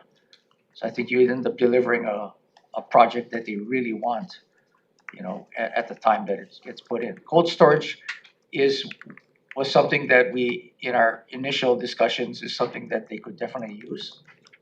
And it's, we don't think it's that difficult to implement, especially in a modular type system initially, right? Instead of building a, something permanent, and then you expand upon it from there. Yeah, that was the discussion I had, was that, like, it's just buying, cold units that just run. Yeah. Providing that for the community, and if it's successful, then build a facility. There's different types of cold storage, right? So you wanna make sure that it's appropriate. And that's where that person would come in and really work with the community and the industry people there, so that we would be able to deliver something that they really can use immediately. Okay, thank you, Chair. Members, anything additional? Go ahead. Yeah, thank you. Thanks for being here and catching up on my colleague. But I was just really curious because you mentioned about networking and kind of developing a product. Just curious if ADC has been working with County of Hawaii Research and Development or the general plan. And I'm only asking that question because I've noticed that it's slated to be at Shipman. I'm just really curious if that actually turns out to be the best spot for it, acknowledging some of the other growth and development plans that are being planned within the general plan, let alone infrastructure and Well, that's the property that we currently possess, and so that would be, quite frankly, the easiest target, right? Opposed to trying to, acquire a piece of property. But what we do is not necessarily to, it's not always that we have to acquire it, right? Sometimes it could be, what we would do is we would work with private partners and possibly, and that's where you're absolutely correct. This type of position would be coordinating with those individuals, and that way, you get this greater level of cooperative or where can't think of the right word, but basically, that you would make sure that this individual would go out there and would work with all these different stakeholders, and maybe it, and perhaps it would fit better in another location, and we could definitely support that. yeah, just there's a lot of opportunities happening with the update of the county general plan and then establishing that network, and I just want to make sure we're harmonizing and creating synergies where we can actually signal to our farmers and ranchers in a way that kind of builds capacity but also provides them an asset in a way that makes sense. And that's why it's best if they're there, opposed to, somewhere. It's better that they're in the community, working in the community. I agree. Yeah. With that. Okay, thank you so much. Thanks, Jeff. Anything additional? Okay, if not, SB 2805 relating to agriculture. Department of Taxation with comments. Good afternoon, I received a report. Thank you. Department of Agriculture and Biosecurity in support. Thank you. Chamber of Commerce Hawaii in support. Hello, Chair, Vice Chair, Julie Kiabo on behalf of the Chamber of Commerce Hawaii, we stand in our support. Thank you. Thank you. Hawaii Farm Bureau in support. Hawaii Farm Bureau stand on its written testimony in support. Thank you. Oh, apologies. Agribusiness Development Corporation in support. We stand on our written testimony in support. Thank you. And Hawaii Farmers Union in support on Zoom. Not present. That's everyone who indicated they'd be joining us today. Additional testimony with comments from one organization as well as support from 3 organizations and 2 individuals. Anybody else in the room wishing to testify? Anybody on Zoom? Members, questions? If not, SB 2153, SC2 HD1 relating to agriculture. Okay. Department of Agriculture and Biosecurity with comments. Company stands on our submitted testimony with comments. Thank you. Office of Hawaiian Affairs with comments. Stand on our written comments indicating our willingness to serve on the working group. Thank you. Hawaii Farm Bureau in support. Hawaii Farm Bureau will stand on its written testimony in support. Thank you. And Hawaii Farmers Union support on Zoom. Not present. Okay, members, that's everyone who indicated to be joining us. Additional testimony and support from 2 organizations. Anybody else in the room wishing to testify? Anybody on Zoom? Members, questions? SB 2595 SD1 HD1 relating to the Agribusiness Development Corporation. We have Office of Hawaiian Affairs with comments. Hello, Chair, Vice Chair, members of the committee. Our comments are related to concerns with the bill being so prescriptive, requiring market rate leases and the effects that could have on smaller new farmers and whether they would be able to compete with large corporations. Given the intent of the program is to help with the culture of the corporation as well as to just get the highest market rate returns. And that is the essence of our concern, but we otherwise are supportive. Thank you. Agribusiness Development Corporation in support. We stand on our written testimony. Thank you. And Hawaii Farm Bureau in support. Hawaii Farm Bureau will stand on its written testimony supporting the intent. Thank you. Additional testimony and support from 1 organization. Anybody else in the room wishing to testify? Anybody on Zoom? Okay, members, questions? Seeing none, SB 2781 SD1 HD1 relating to lay.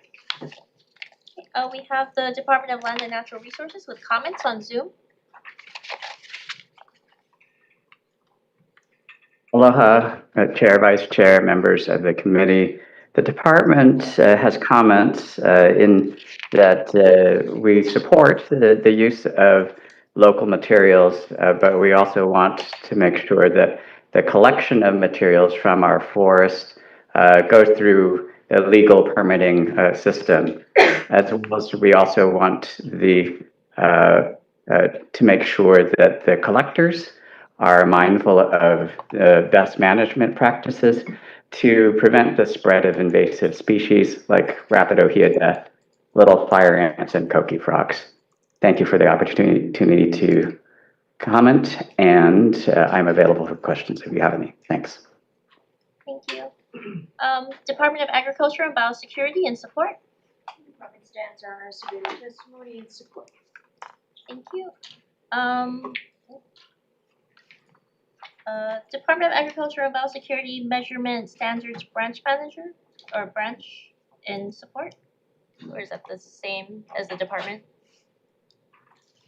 Yes, Chair, Vice Chair. I'm here to answer any questions that the committee may have and to stand on the written testimony as our chairperson has already stated. Thank you. Hawaii Farm Bureau in support. Hawaii Farm Bureau will stand on its written testimony supporting the intent. Thank you. We have Hawaiian Council in support. Aloha, Hawaiian Council standing in strong support, standing on our written testimony. Mahalo. Thank you. And Hawaii Farmers Union in support on Zoom. Not present. Okay, and then we have Oriana Leao in support. Not present. Members, as everyone who indicated they'd be joining us today, additional testimony and support from 2 organizations and 5 individuals, as well as 1 or 2 organizations in opposition. Is there anybody else in the room wishing to testify? Oh.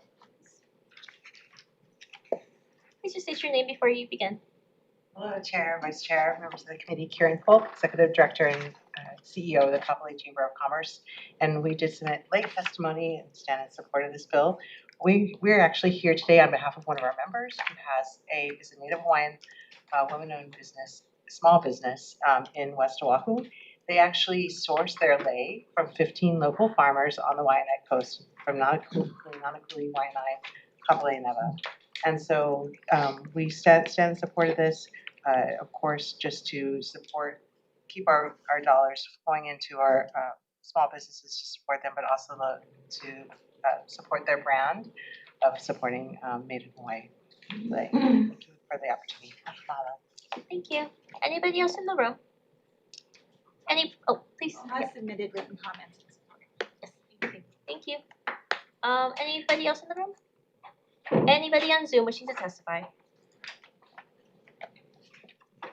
All right, members, questions? No. Seeing none, we're going to proceed to SB 3233 SD1 822, and then we'll be taking a 10-minute break following this item. This is relating to agricultural workforce housing. Department of Agriculture and Biosecurity with comments. The department stands on its submitted testimony with comments. Thank you. State of Hawaii Office of Planning and Sustainable Development in support. Not present. We have the Chamber of Commerce Hawaii in support. The chamber stands on its written testimony in support. Thank you. Hawaii Farm Bureau in support. The Hawaii Farm Bureau is down on its written testimony in support, and also on the next bill that's after the break that's agriculture related also in support. Hawaii Farmers Union in support on Zoom. Not present. And Brian Cow with comments on Zoom. Thank you. Brian Cow is with DAB, and I'm here to answer any questions. Oh, okay. Thank you.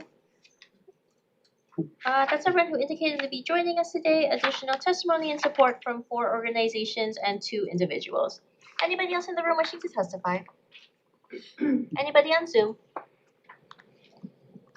Members, questions? Okay, if not, 10-minute recess. We'll reconvene at 4:15. Recess.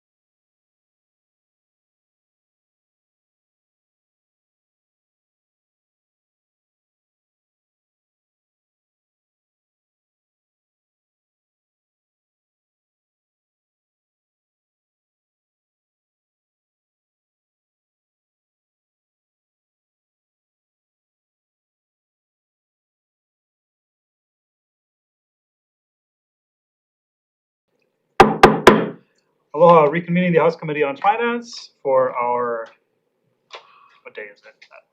Thursday, April 2nd agenda. We're opening up with SB 2360 SD1 HD2 relating to state enterprise zones. Okay, Department of Taxation with comments. The department stands on its written comments. Thank you. Department of Agriculture and Biosecurity in support.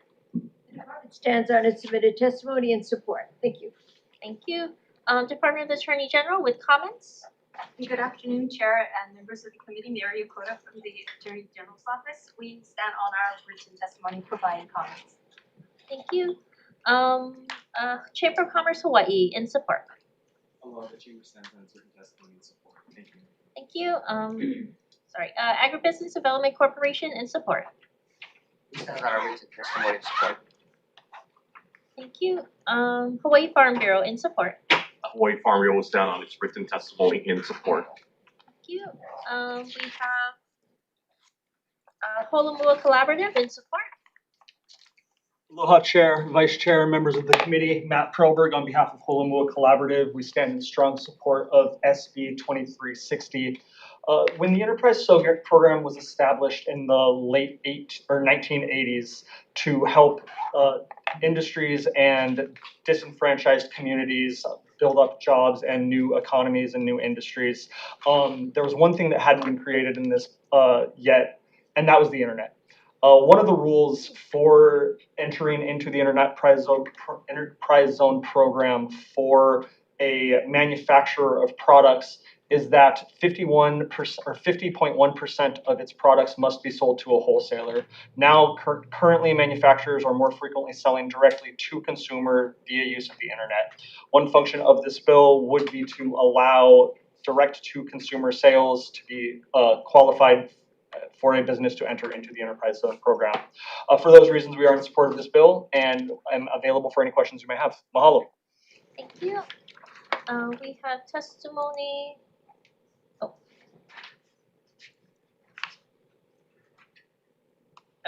Hawaii Food Industry Association in support on Zoom.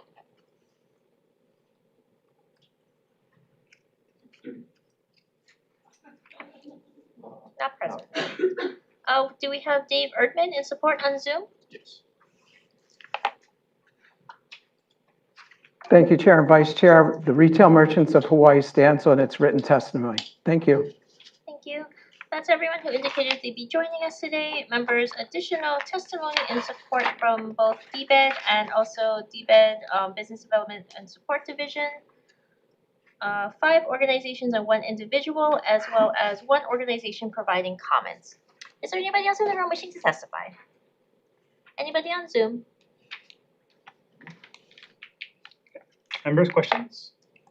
If not, the next item on the agenda, we ended up moving up ahead towards the beginning of the agenda. So we've already proceeded with SB 1432. We're going to move on to SB 2543, SD2 HD2 relating to state construction projects. Okay, Department of Accounting and General Services in support. Chair, Vice Chair, we stand on our written testimony in support. Thank you. Thank you. Department of Education with comments. We stand on our written comments and support. Thank you. We have Hawaii Ironworkers Stabilization Fund in support. T. George Barrett, who is stand on these written testimony. Thank you. And we have Milton Nita in opposition. Please. Madam Chair, Vice Chair, committee members, I am Milton Nita. I'm a retired construction engineer. I have 45 years in construction, 30 years in construction contract management, and I oppose the creation of the Office of the State Construction Manager. Instead, I please create the ICE task force that I described in my written testimony. Please provide appropriate funds for training and professional development for the DAG's construction management branch. Personnel similar to that being proposed by your SPEED task force for building permit agency personnel. I was credited at a previous hearing saying that no one is watching the construction progress. As a DAG's construction inspector, I was watching all my assigned projects on almost all days the contractor was on site. Thank you for letting me testify. I hope you have many questions for me. Thank you. That's everyone who indicated to be joining us today. Additional testimony and support from or comments from one other organization. Is there anybody else in the room wishing to testify? Oh, please. Cliff LeBoy, Mine Workers Stabilization Fund. I'm here on behalf of the Hawaii Building Trade Council. All 17 affiliates, 34,000 construction workers strongly supported. Thank you. Anybody else in the room? Anybody on Zoom wishing to testify? Okay, members, questions? Yeah, go ahead. Thanks, Chair. For Guy.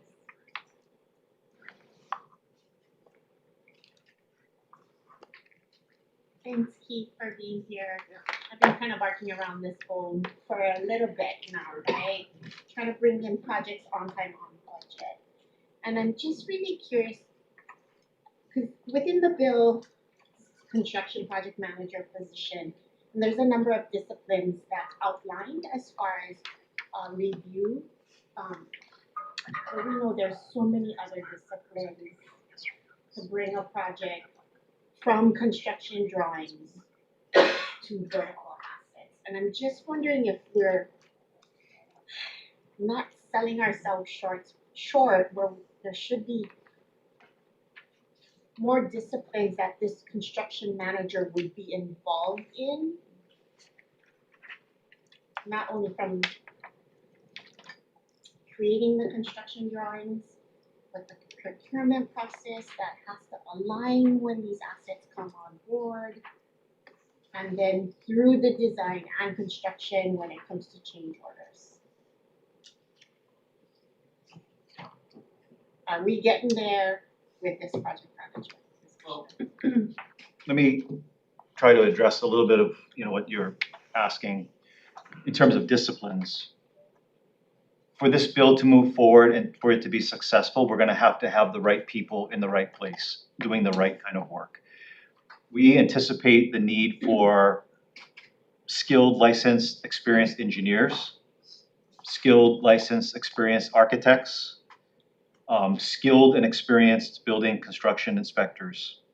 In addition to that, we are going to need to have supportive administrative staff that have varying levels of understanding of contracts and plan review and those kind of things. Because ultimately, the purpose of this is to provide a review of the design that's coming forward, right? And then to be the eyes on the project as it's under construction. So to your point, there's multiple disciplines, but for this one, it's sort of, I want to say right now, as a pilot project, it's limited only to DAGS projects and DOE projects. And so the kind of work that's going to be done by those two agencies, DAGS doesn't do like a lot of broad stuff, right? We're not building bridges or roadways or sewer lines or whatever, right? We're building, buildings, 4 walls and a roof, right? I'm oversimplifying, but that's what I'm trying to say. And I think the DOE does similar type work. And it's for projects that are over a certain threshold, right? So the design, the value of the design it's $2 million or more, which means roughly that's like construction projects that are in the $20+ million range, that's where you see the most value by having a program in place to hold people's feet to the fire and make sure that we're able to move forward. So I know it's kind of a long way to kind of answer your question, but when I envision the type of people that would be involved, at least in the pilot project, they're your standard civil engineers, your standard maybe mechanical engineers, electrical engineers, like those kind of people that have that experience that can look at these plans and say, that's a problem, or this is an issue. You need to redesign this in a way that makes more sense, right? On a very small, limited scale. So follow-up question to that, because we have the state hospital and that's just been my experience right now in just my first 2 years here, which was kind of that design build, right, where edits were made within the field, right, to meet conditions and or costs, which we are now paying for on the back end. And that was, I think we're ticking up to to 60 plus at this point as far as cost. So back to the question of $1 million, right? I feel like the real cost savings happens in those big projects where we are keeping them on time and on budget. And then when it relates to design build, how does this project manager position fit in that design build process when the process is structured in a way to make those quick decisions and edits in the field with little oversight on the change? Yeah, I understand what you're saying. I'm gonna try to answer it in a way that makes the most sense for me, right? Being the one that will have to manage this. We have options to choose from with projects. We could go that design build, as you described, route where all the risk is pushed off onto the contractor that we hired to do the project. But then we lose control, right? The state loses control and they can make these changes in the field as long as they're building to sort of the basic, right, requirements that was in the scope of the work, right, that we asked them to build to. They have that ability to do so and make those changes. Clearly, we've run into some issues with that with this Hawaii State Hospital, as you described. And then you've got the design bid build process where you actually you have a consultant, a contractor that you've hired, maybe like an engineering firm as an example, to create the plans, the design, right? And then you take those plans and, as you know, put it out to bid. And then you get people to come in and bid. I actually like that process. I personally like that process a lot better than design build. Because yes, you're pushing the risk off, but you're also opening yourself up to potential issues down the road if the contractor cuts corners and we're not there all the time, right? Watching to make sure. That's where the danger is, I think. So for me, I'm more of a traditionalist when it comes to brick and mortar projects, like what we typically do at DAGS, where we're doing design and then build, right? Yeah, and I think my preference is that sweet spot in between, where there's design build for foundational pieces and or structural pieces, where design bid build actually keeps the project moving forward, where you can make changes, but then tailor it to the conditions of the asset. Okay. Appreciate that. Yeah. We can have another conversation. Because I see Judge Kim in the back, and we just did the judiciary building in Kona and watched that project. So, thank you. Thank you, Chair. Stacy, I do have a follow-up question.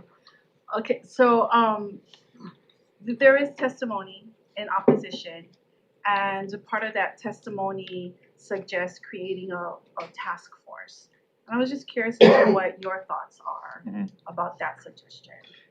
Yeah, I apologize. I didn't have a chance to review the testimony other than my own that I submitted, but I've heard similar comments in the past.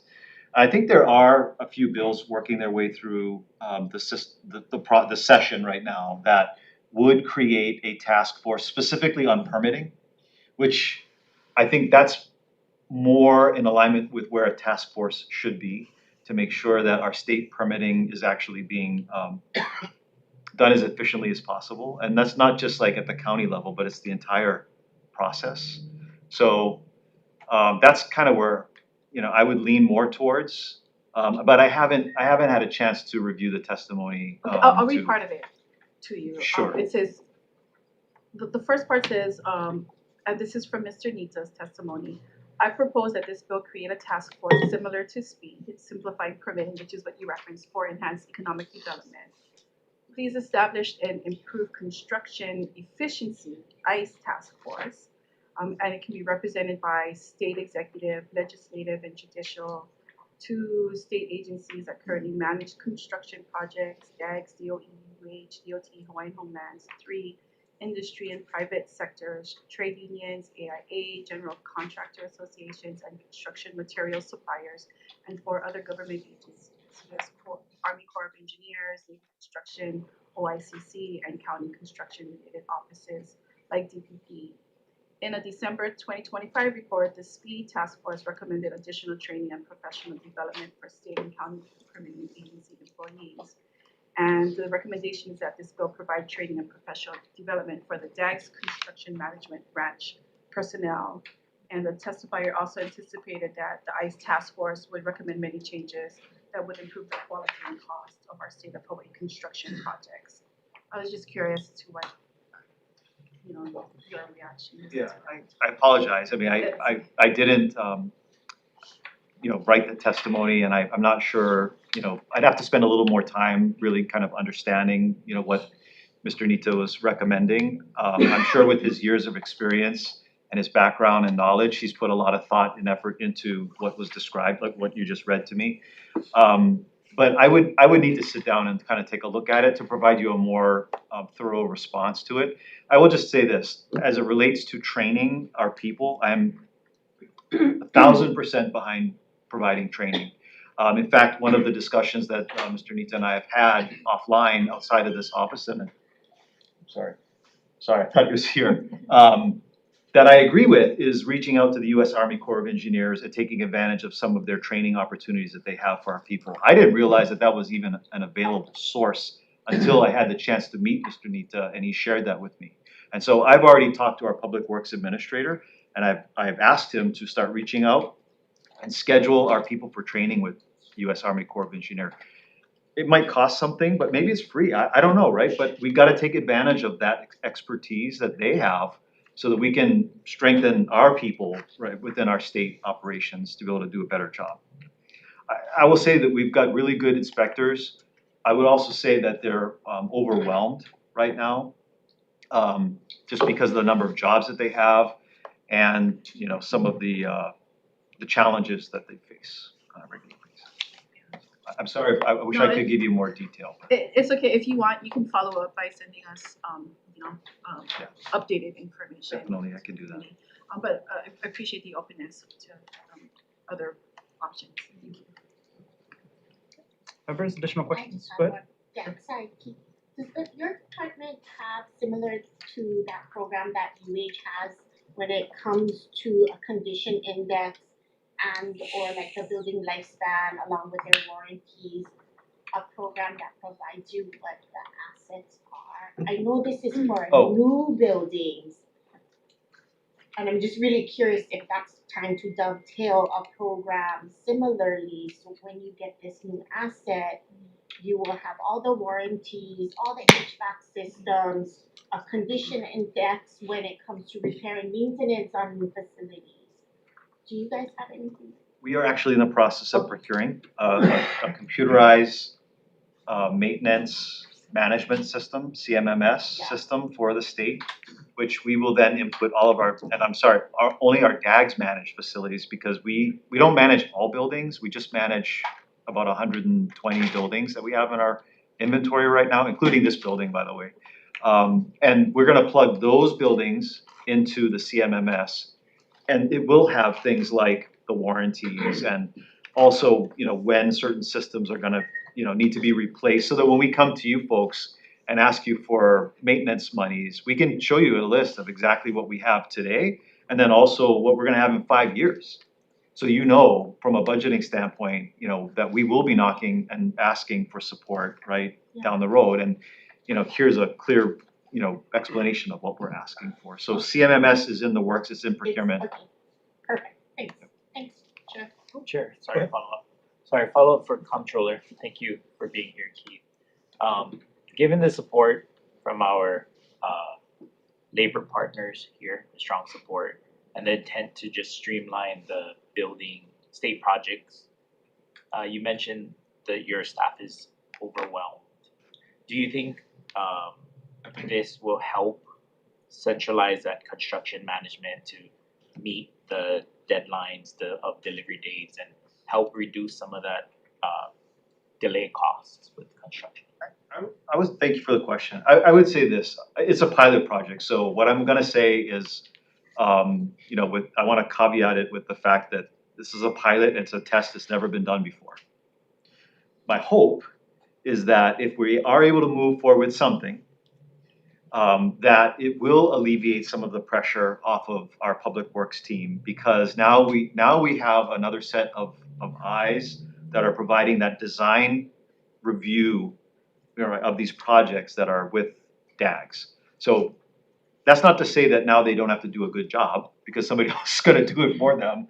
But it means that now they've got another sort of support mechanism, you know, for them to be able to lean on to help them move the project forward. I think where the value is also is this additional set of eyes on the inspection side of the project. Because as I was saying, you know, they're overwhelmed, they're very busy, they have a lot of, our inspectors have a lot of things going on their plate. So they're going from project to project to project, so they can't be at a project 20, you know, all day long, right? By having another inspector there, watching, bird dogging, making sure that, you know, things are being done in accordance to the plans, right, and the specs, I think there's some benefit to that. We'll find out. If we can move forward with something, we'll find out and be able to come back and report on that. And, you know, hopefully it does provide value. And if it doesn't, then we'll have to be honest about it and say, well, you know, it didn't work out. Or I'm hoping, yes, it worked out.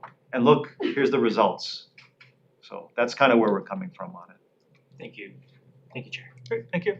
Members, anything additional? All right, thank you. Sure.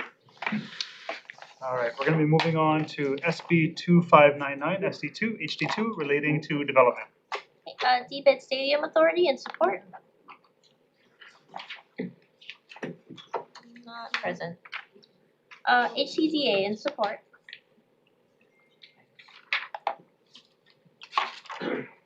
Good afternoon, Chair Todd, Vice Chair Takenouchi, and members of the committee, Craig Nakamoto, Executive Director of the Hawaii Community Development Authority. Submitted written testimony, so I'll just be brief.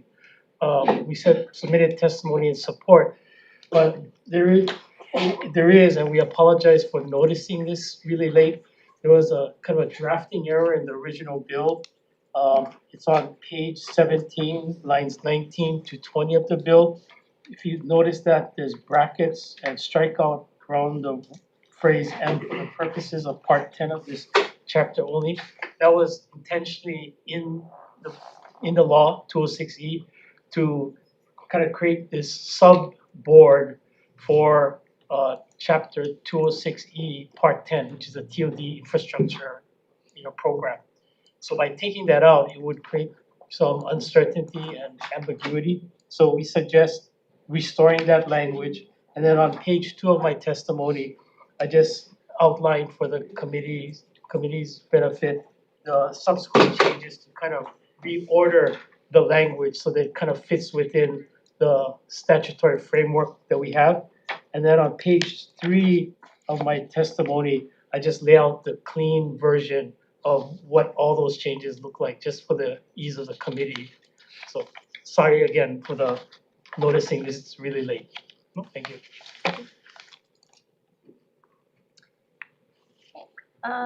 That's everyone indicating they'd be joining us today. Additional, one individual in opposition and one individual with comments. Is there anybody else in the room wishing to testify?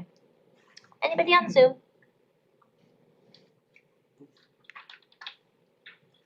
Members, questions?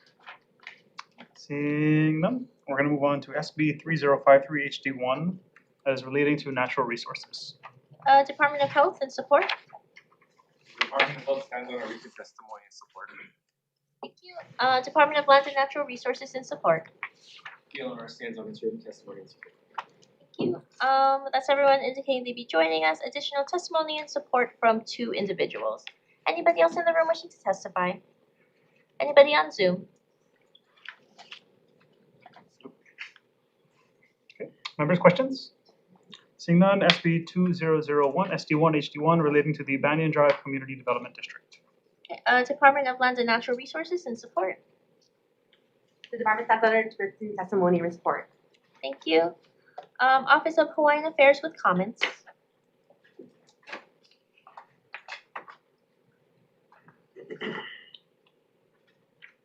Chair, Vice Chair, members of the committee. OHA submitted comments, generally supportive, but asking, given that the area proposed for the new district is Crown and government land, to which OHA shares a fiduciary trust duty with the state to maximize income, but also to protect natural and cultural resources.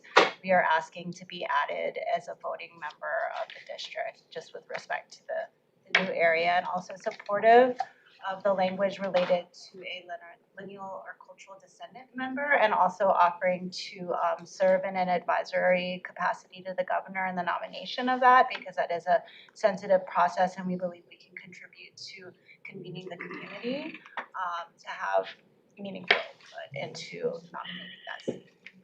For considering these amendments. Thank you.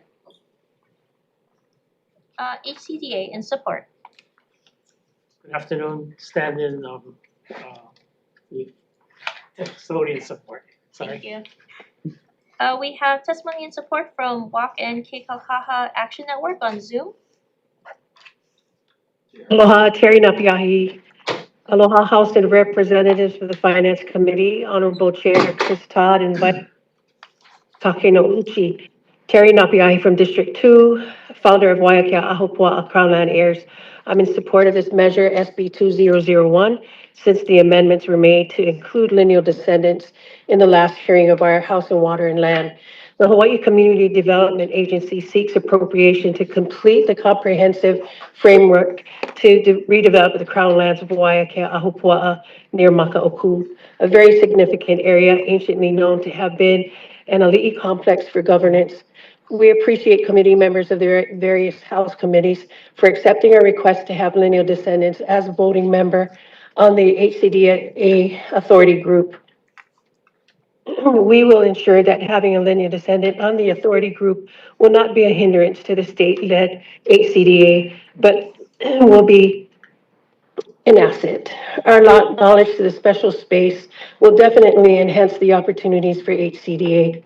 We are concerned about the title named indicated on the bill HB 2616 that read, relating to the Banyan Drive Maka'oku Community District. We would like to request that initiatives be made to include this as a title name of this bill. Also, to keep the voting members of lineal descendants and cultural specialists as two separate voting members. Furthermore, if the committee members suggest an advisory council in addition to the lineal descendants and cultural specialists, we would support this initiative. Mahalo for the opportunity. Thank you. We have testimony from Tara Rojas in opposition on Zoom. Not present. We have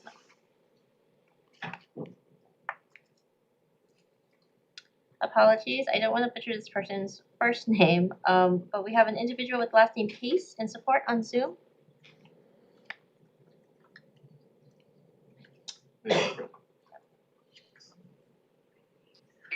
Aloha. Aloha. Hi, please. Vice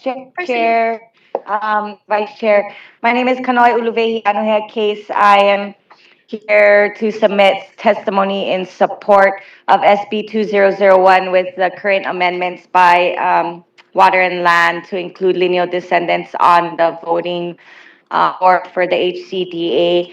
We want to appreciate you folks, and I think this is a move in the right direction as we seek to standardize these kinds of voice for our kupuna to be heard in these kinds of spaces. So I think it's a good thing forward, and I stand by my as the testimony on behalf of Auntie Terry Napiahi in regards to her closing and the votes being separate, and as well as if advisory is still going to be considered, that we maintain our stance that we seek to be part of the lineal descendant vote on the HCDA, and wanting to be clear that the advisory board serves a different function, and that's a function that we're willing to participate in as lineal descendants as well. But our priority is to have a vote on the HCDA. So we appreciate all the support, the testimonies that came in that are supporting us right now. And so we look forward to working with all of you. Mahalo. That's everyone Thank you. indicating they'd be joining us today. Additional testimony and support from one organization and 8 individuals. Anybody else in the room wishing to testify? Yes, please. Oh, sorry. And it's on Zoom. Please just state your name and proceed. Yes, my name is Tanya Yamanaka Anasazian. Aloha Chair, Vice Chair, members of the committee.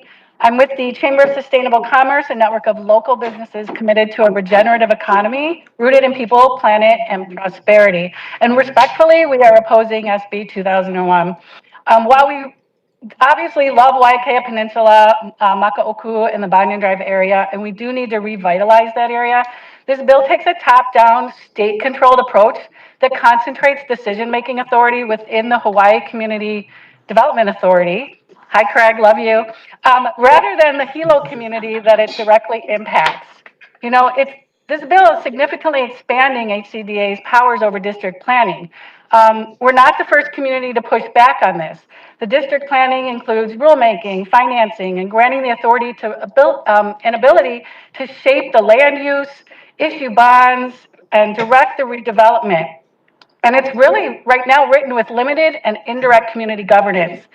While the bill includes representation, ultimate control remains centralized at the state level. And from a regenerative economy perspective, agency of the community is really important. How we develop is just as important as what we develop.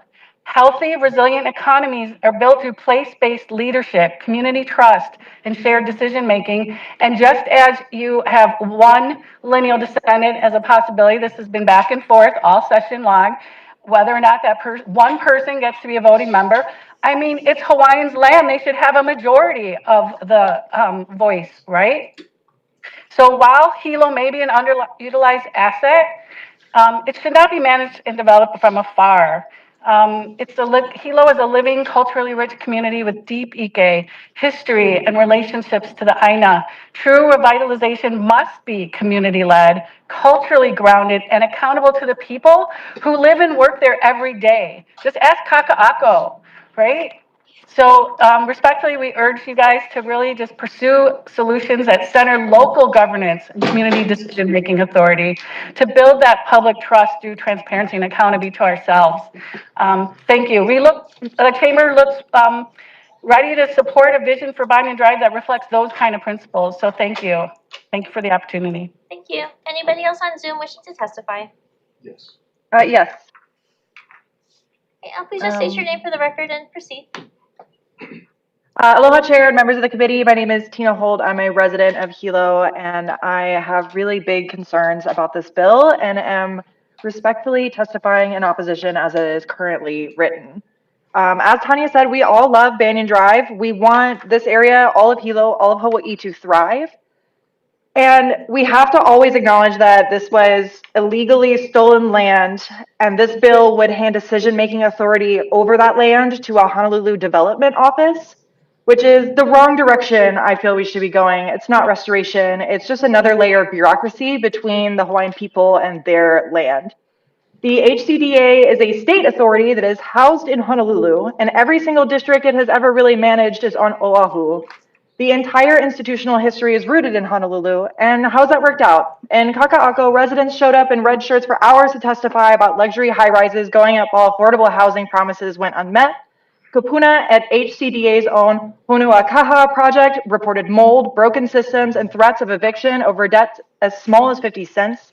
And after the Lahaina fires, the Senate tried to hand that devastated community to HCDA as well, and the community unequivocally said no. Too much of our lives on the neighbor islands are shaped through a Honolulu-centered lens. Even calling us neighbor islands is Oahu-centric. And with just one voting lineal descendant seat on a board dominated by state directors appointed by the governor, the people whose land this actually is aren't getting meaningful power over what happens to it right now. We've seen this pattern on Banyan Drive before. Private companies extract profit, and then when the costs get too high, they bail out and leave the mess to us. Think Uncle Billy's. Then the state authority comes in. Honolulu decides, the community gets a seat at the table, but it doesn't come with enough votes to really make a difference. And a place that belongs to the people of that Aina gets shaped by those who will never have to live with the consequences for living so far away. The illegal overthrow of the Hawaiian kingdom cannot hide behind layers of development authorities and state bureaucracy. Land back means the lineal and cultural descendants of Waiakea hold real decision-making power over this land now and forever, not one advisory seat, not just one vote among many others appointed by the governor in Honolulu. We really support the revitalization and we really support land back. So please think very carefully about handing this district over to an authority that doesn't even exist on Hawaii Island. Thank you. Thank you. Anybody else on Zoom? Yes, I'm here. Okay, please just state your name for the record and proceed. Aloha. Can I start now? Yes, please go ahead. Oh, thank you. Aloha, Vice Chair and Chair of Finance. My name is Dana Ke'ave. I'm here to testify in support of SB 2001 with the current amendments. And I also want to echo with Terry Napiahi's testimony, as well as Kanoi Case's testimony. It's time to include lineal descendants as voting member on this board. We want to help. It breaks our heart to see Maka'oku in such disrepair, and we just want to help. And we also would like to include a cultural specialist as a voting member, and also the advisory group included as well.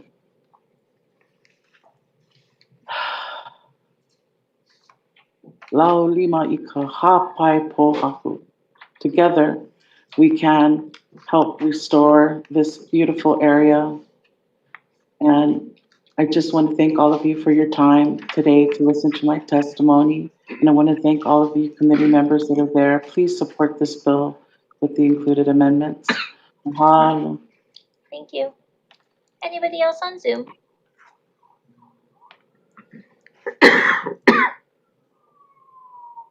Okay, members, questions? Seeing none, we're going to move on to the next item on our agenda. We're going to move on to SB 2041 SD1 HD2 relating to real property. Okay, we have the judiciary in support. Judiciary stand on a written testimony in support of this measure, and I'm available for any question committee. Thank you. Department of Land and Natural Resources with comments. Well, Chair, Vice Chair, members of the committee, the department stands on its written comments available for questions. Thank you. Thank you. We have the Hawaii Realtors in support. Aloha, Chair, Vice Chair, and members. We stand on our testimony in support. Thank you. That's everyone who indicated they'd be joining us today. Additional testimony and support from the Legislative Reference Bureau. Comments from the Legislative Reference Bureau, and then additional support from one organization and 2 individuals. Is there anybody else in the room wishing to testify? Anybody on Zoom? Members, questions? Seeing none, SB 3247 SD1 HD2 relating to Hawaiian Affairs. Okay, we have the Office of Hawaiian Affairs in support. Stand on our written testimony. Thank you. Testimony and support from Kia'iwi Alakai Ho'olulu Ohana. Aloha, my name is James Maioho. Yes, I am the speaking for the Honolulu Ohana descendants and the families that have produced kahus, namely the Taylor Kronberg Maiohos and the Beckleys. And we're in support of this. Not to belabor things, it's gone through some changes, and I think we're everybody, for the most part, I know there's some dissenting voices. For the most part, agree on this. This being a commission, and that it's important that the stakeholders, our folks, come together to have these conversations. Only a couple minor things that came out of Chair Tarnas's committee to you folks was I think it was the errant omission of the civic clubs not being one of the voting members of the board. And we feel it's proper that the DONR and OHA both have a seat, non-voting seats on the commission, but the DLNR, and I think Mr. Carpenter's, they have a lot of assets and resources, and, you know, the 20-year capital improvement plan and all of that, you know, a lot of that work's been done already, and OHA certainly needs to be included in, you know, something that's, this visible in the Kanaka community, so, and outside of that, I'll stand on our written testimony. Thank you. We have testimony and support from Aha Hipu'u on Zoom.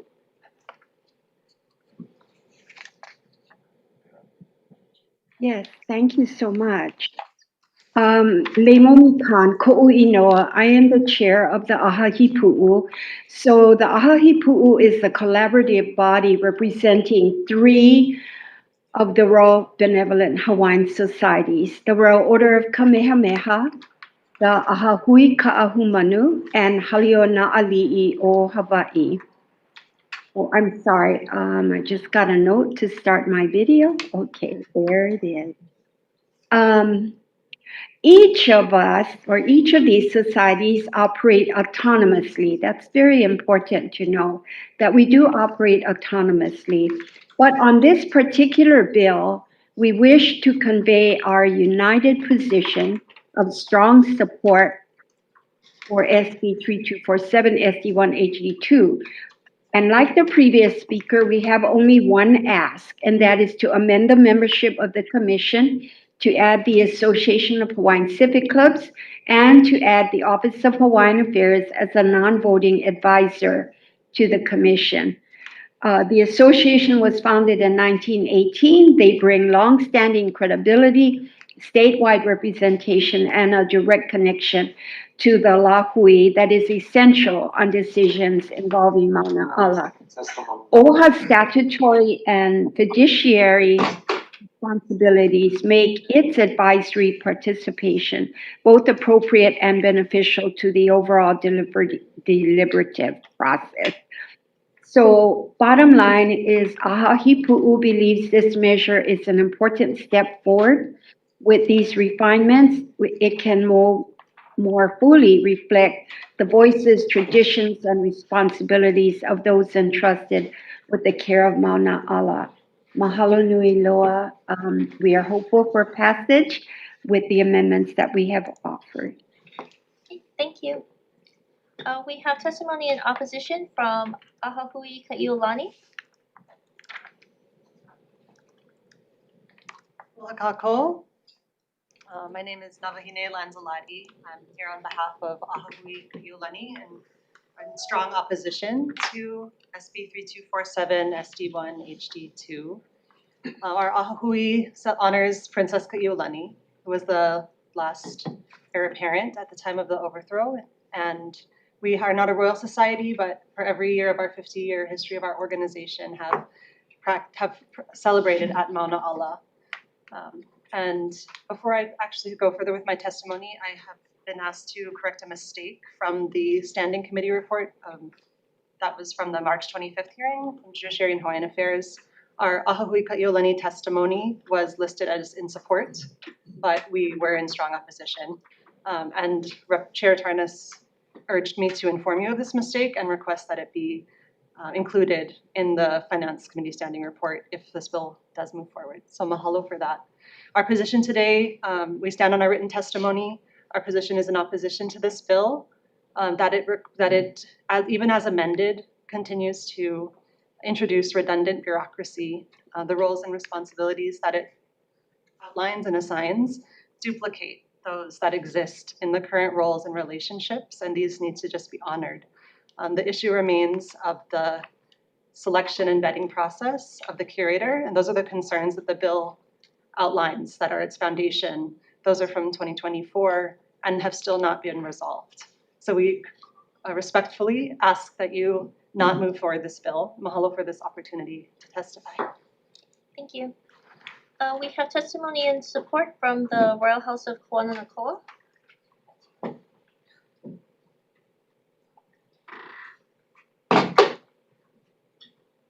Hello, Chair, Vice Chair, members of the committee.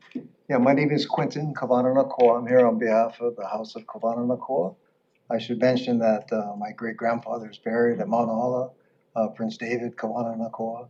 And so on a personal matter, or I guess on a familial matter, I'm here to represent our family in supporting this bill. I think it brings a lot to our stability at Mauna Ola, the capacity to share our understandings, our culture, our genealogy, our tradition, our spiritual nature of what goes on at Mauna Ola. And we wanted to share that with you today in questions and answers at the end of our testimony. I also wanted to mention that we only have 2 amendments from this hard work that we've had over these last months to bring this to this final hearing. And that's with regard to, as been proffered earlier, the discussion with Association of Hawaiian Civic Clubs being added back in as a member, and also OHA as a non-voting member of the committee.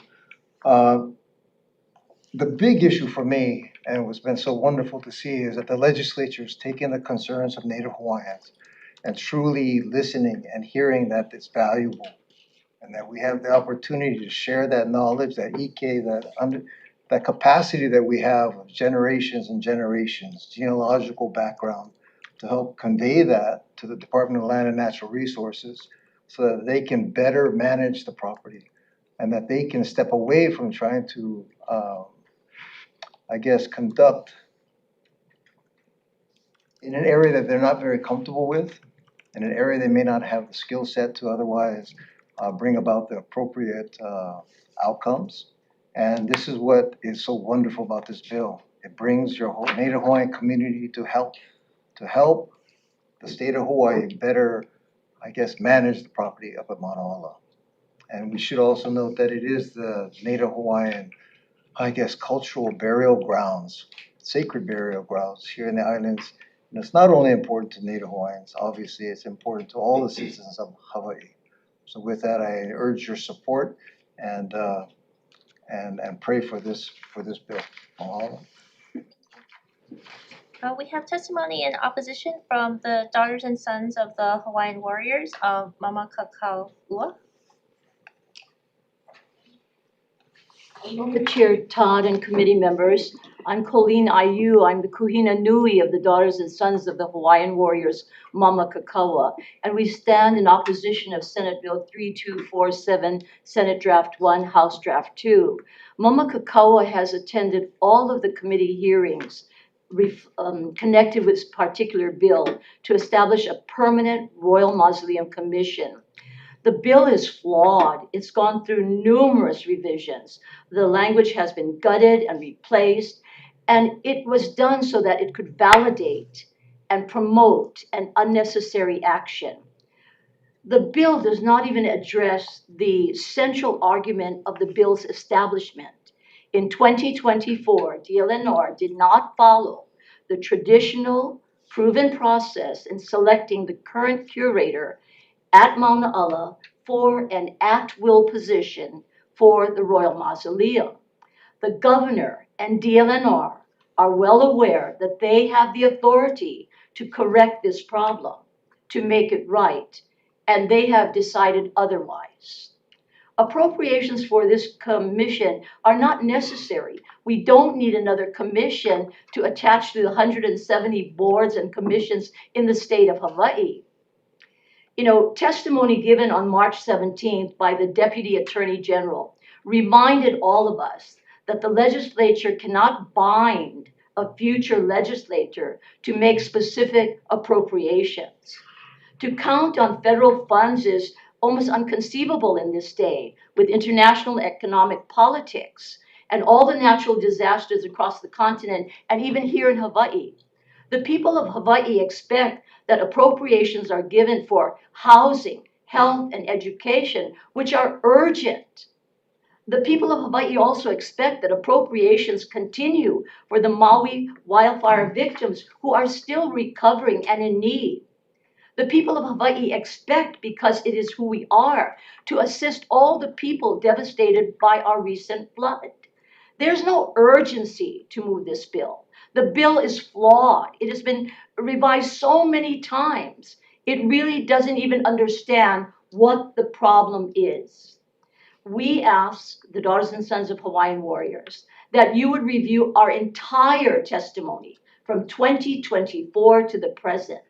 This is not something we just decided to oppose. We ask you to please review the entire thing and to consider our request not to move the bill forward. Thank you all. God bless you and happy Easter. Thank you. We have testimony and support from Tara Rojas on Zoom. Not present. That's everybody who indicated they'd be joining us today. Additional testimony with comments from the Department of Land and Natural Resources. Testimony in support from 2 organizations and 2 individuals, and 1 additional individual in opposition. Is there anybody else in the room wishing to testify? Anybody on Zoom? Nope. Members, questions? Seeing none, just as a quick reminder, in case folks weren't around earlier when we announced it a couple times, we will not be voting on anything today. So if you are here for 1 or 2 measures that have already been heard, we will be voting these things or making a decision on them Tuesday morning. So just in case you don't want to hang around for what, 7:30, 8? I don't know. Ooh, rough. Pessimism. Okay, let's go. SB 3253 SD2 HD1 relating to conservation. Department of Land and Natural Resources in support.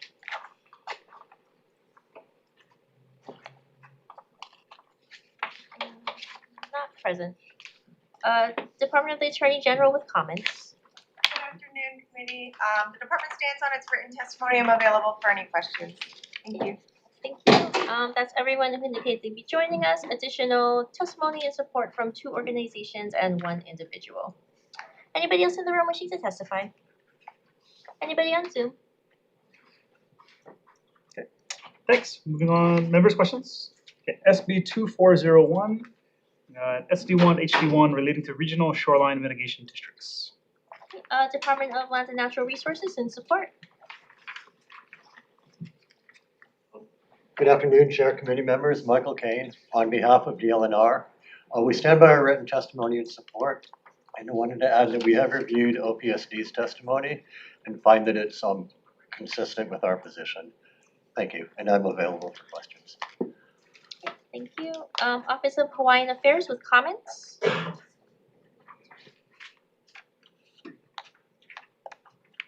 afternoon, Chair, Vice Chair, members of the committee. Lena Olale on behalf of the Office of Hawaiian Affairs. Our comments flag our general support of the idea of a proactive approach to managing shoreline erosion and sea level rise. Given the nature of this process as a planning and an adaptive management planning process, we did flag some concerns with the framework swinging a little bit too much on the side of protecting public properties and not enough in ensuring that public trust resources are protected. So we asked first that in addition, it does ask that public trust resources be considered page 5 line 1. We do think at the same place that traditional and customary practices should also be considered at the same time as public trust resources. Asking for an amendment on page 6 just to make clear again that under the Constitution, it is the shoreline that has the first protection above private property, and that lastly flagging that there's existing regulations related to emergency hardening, and that those existing processes should be respected, and that the language related to a good faith effort to address the long-term plan is a little bit ambiguous in terms of setting a reasonable deadline on the use of shoreline hardening structures, which is the favored method. So I'm available to answer any questions. Thank you. Thank you. We have testimony from Surfrider Foundation Hawaii in support on Zoom. Good evening. Aloha Chair, Vice Chair, and members of the committee. My name is Hannah Lilly and I represent Surfrider Foundation's chapters on Maui, Oahu, and Kauai. We stand on our written testimony in support, and I'd also like to highlight a few key points here. This measure directly advances the OPSD 2025 Managed Retreat Study, which calls for a shift from reactive, piecemeal shoreline management to more proactive regional adaptation pathways that are guided by defined triggers. To ensure that this framework is actionable, we recommend including two key implementation elements. First, establishing a timeline for OPSD to initiate pilot shoreline mitigation districts as drafted. There is no requirement for when this work would begin.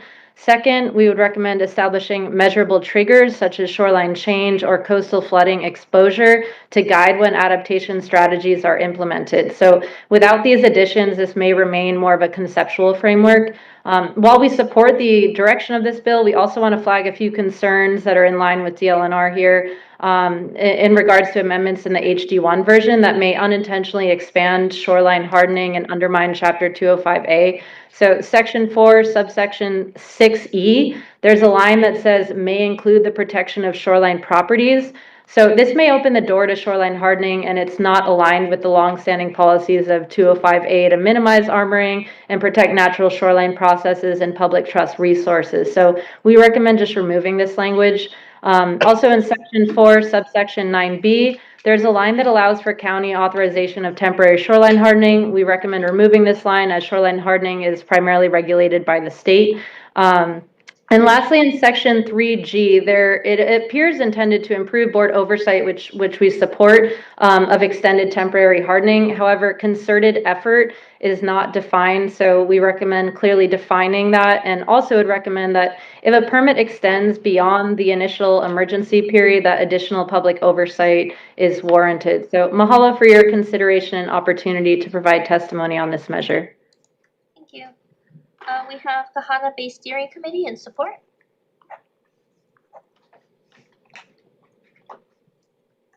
Good afternoon, Chair, Vice Chair, members of the committee. Mihoko Ito on behalf of the Kahana Bay Steering Committee. The Kahana Bay Steering Committee is a parcel of properties on Maui.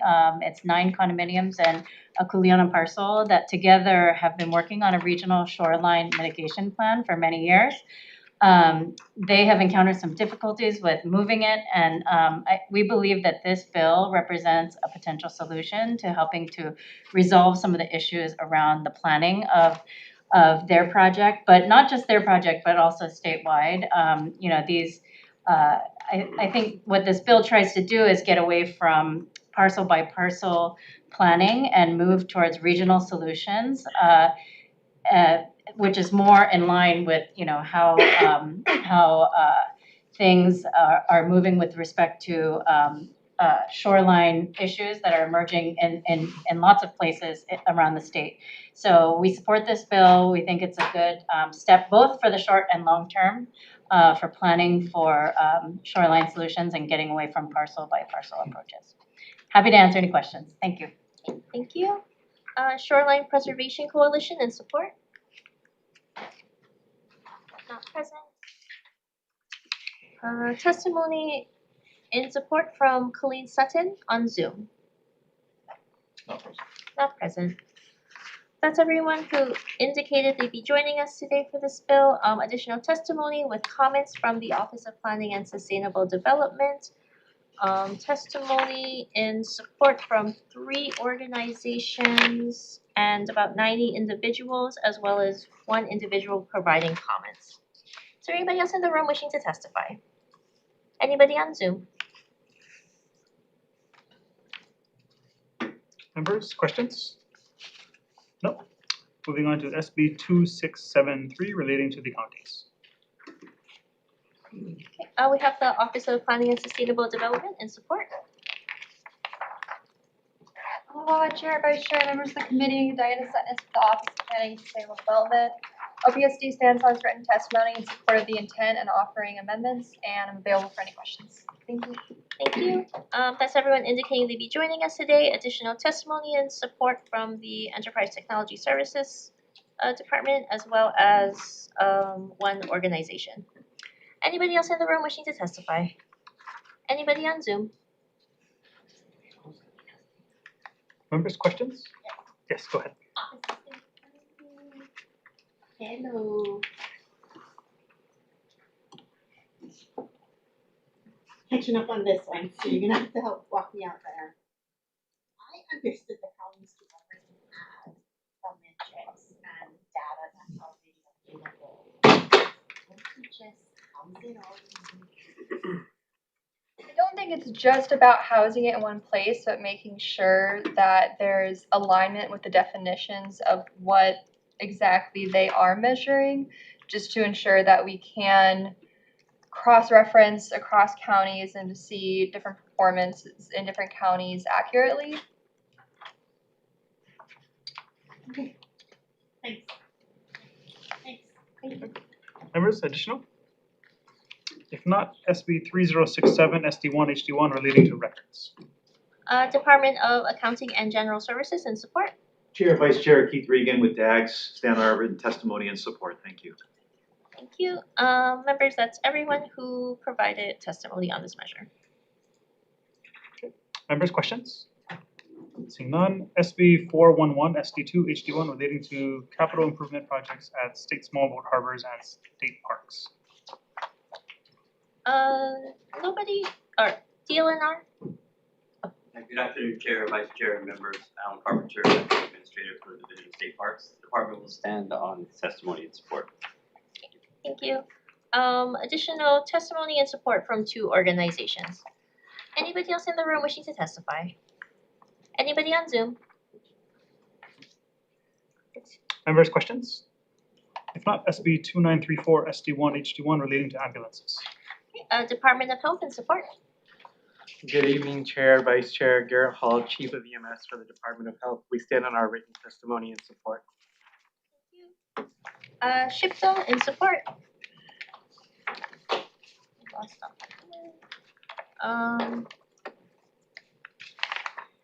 Sorry. Okay, that's everyone who indicated they'd be joining us today. Additional testimony and support from the Office of Hawaiian Affairs, 3 organizations and 2 individuals.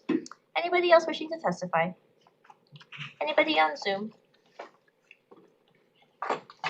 Members, questions?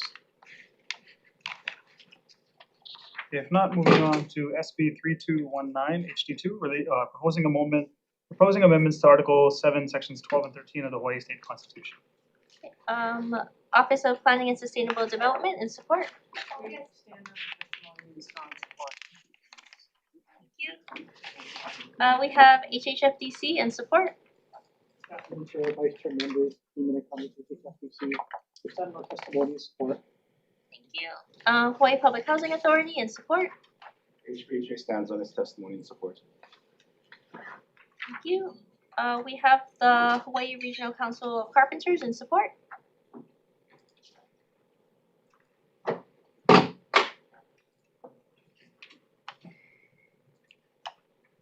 Chair, Vice Chair, members of the committee. My name is Sam Kim with the Hawaii Regional Council of Carpenters. We're going to be standing on written testimony. Thank you. Thank you. We have the Hawaii Realtors in support. Hello, Chair, Vice Chair, and members. We stand on our testimony and strong support. Thank you. NIOP Hawaii chapter in support. Not present. DR Horton Hawaii in support. Not present. Pacific Resource Partnership in support. As Vice Chair, Chair Andrew Pereira with Pacific Resource Partnership, stand in strong support on written testimony. Just wanted to make sure that you got this testimony from Stiefel. They're municipal bond underwriters. They emailed the testimony directly to Chair Todd, so I'm not sure if you got it, but I have 16 copies for everybody if you want to. If you go around and drop it in the office, I'll make sure. Great. Yeah. Thank you. Thanks. Testimony and support from Avalon Development Company on Zoom. Not present. That's everyone who indicated they'd be joining us today. Additional testimony in support from the City and County of Honolulu, Councilmember Uhajins from the County of Maui, Mayor Kawakami from the County of Kauai, Councilmember Cook and Kimball from the Councilmember Cook from the Maui County Council and Councilmember Kimball from the Hawaii County Council. Additional testimonies were also from ACDA and 6 organizations and 4 individuals, 1 organization providing comments and 1 individual in opposition. Is there anybody else in the room wishing to testify? Anybody on Zoom? Members, questions? If not, SB 2919 SD1 HD1 relating to the Office of the Public Defender. Office of the Public Defender in support. Good afternoon or good evening, Chair, Vice Chair, committee members. We stand on our written testimony in strong support of this. Thank you. Hawaii Public Health Institute in support. Not present. Hawaii Coalition for Immigrant Rights in support on Zoom. Aloha Chair, Vice Chair, members of the committee, Liza Ryan Gill with the Hawaii Coalition for Immigrant Rights. We stand in strong support of this bill as it's so critical that everyone be informed of the immigration consequences of any of their potential sentencing or cases as they move through our criminal justice system. So we just applaud the legislature for moving it this far, and we'd love to see it across the line. Mahalo. Thank you. The Legal Clinic in support on Zoom. Aloha, Chair, Vice Chair, and members. Tina Sablon, Community and Policy Advocate for the Legal Clinic, and also here on behalf of our Board President, Amy Akalani. We are a nonprofit that provides immigration legal services for low-income residents, as well as community education and policy advocacy. We stand on our written testimony in strong support of this measure, and to just briefly highlight a few points, this bill is a much-needed investment in Hawaii's public defense capacity. For immigrant and migrant communities, contact with the criminal legal system can carry severe and devastating immigration consequences, including detention, deportation, and family separation. So access to qualified legal counsel is essential to ensuring that people understand their rights and can make informed decisions about their cases.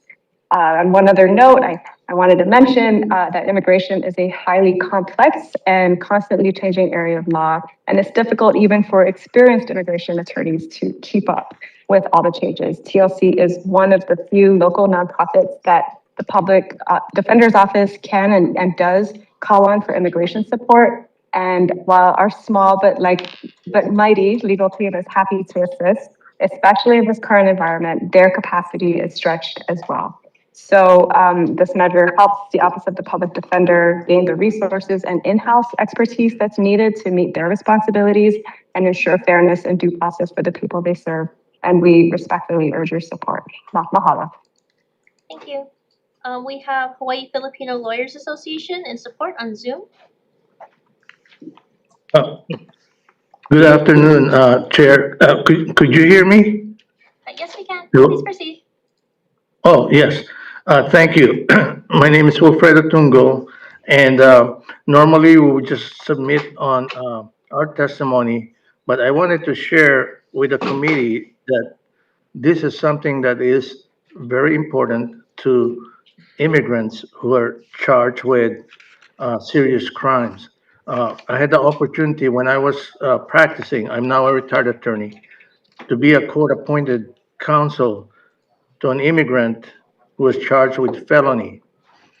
And at that time, he wasn't familiar, of course, with the consequences of pleading to a charge.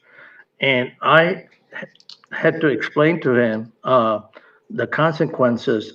Took the time, since I knew a little bit about immigration law, having been on the board of the Hawaii Justice Immigrant Center for a number of years and done a little bit of immigration practice. It's very important for someone who's charged with a criminal offense, and if you're a permanent resident, that you know the consequences if you, for example, bargain plea to a deal. It may look like it's good because you don't have to serve time, for example, or you be on probation. But if you have a record of felony that is contained in the immigration law, you could be subject to deportation. The Office of Public Defender is a very good office. They have really good attorneys, but they're not the expert on immigration law, and they need help. And so we support this bill to have a public defender that would basically be familiar with the immigration law and other constitutional issues that may be involved, so that the public defender can fully represent a permanent resident who's charged with a crime. That's the only way that the immigrant defendant can really receive a fair uh, uh, trial in the event that, they come across some kind of offense that may subject them to Yeah, we do have your deportation. testimony. If you could start to wrap up your comments. Yeah, so please support this bill. It's definitely worth having someone in the public defender's office to assist them in this complicated area of the law. Mahalo. Thank you. Members, that's everyone who indicated to be joining us today. Additional testimony and support from 5 organizations and 12 individuals. Is there anybody else in the room wishing to testify? Anybody on Zoom? If not, members, questions? Go ahead. I have a question Sure. for our public defender's Oh. office. Thank you. You're welcome. Thank you for being here. Yes. I think this is a simple question. Yes. In terms of the position, is there a position description that has been created for it so that should this bill pass, you'll be ready to go ahead and Well, we'd have to work with BNF to HR to do the position description because it's a little specialized. So like when we did this community outreach court attorney position that was funded by the legislature, we did a similar type of specialized PD3 position, so that should be no problem. Okay, and then my other question is, if this bill is passed, will the appropriations be added to the base budget or? Yeah, I think I think it would be similar, right, to community outreach court where we get, it goes into our general budget and then it's allotted for the salary. Okay, thank you. Thank I hope we can move forward with this stuff. Thank you so much. Thank you. Anything additional? If not, moving on to SB 2239, SD1, HD1 relating to voter registration. Okay, we have Hawaii Alliance for Progressive Action and support on Zoom.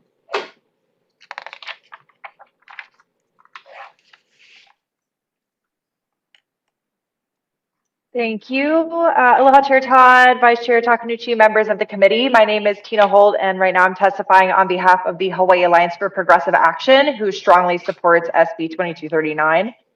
As we all know, times are tough, and I know that each and every one of you shows up to work every day trying to make the lives of the people you represent just a little better and just a little easier.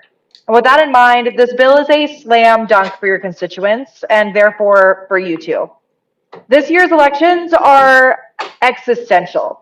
We would be wise to involve as many eligible voters as we possibly can. And one of the quickest, most cost-effective ways to do that is written right into this bill. I want to be very clear about something for those who are preoccupied with the idea that a bunch of non-citizens would be registered under this bill. This bill only registers eligible voters. United States citizens, people who already qualify to vote under existing law. If an applicant cannot demonstrate citizenship, their information is not transmitted, full stop. This bill does not change who is eligible to vote. It simply removes an unnecessary barrier for people who are eligible to vote.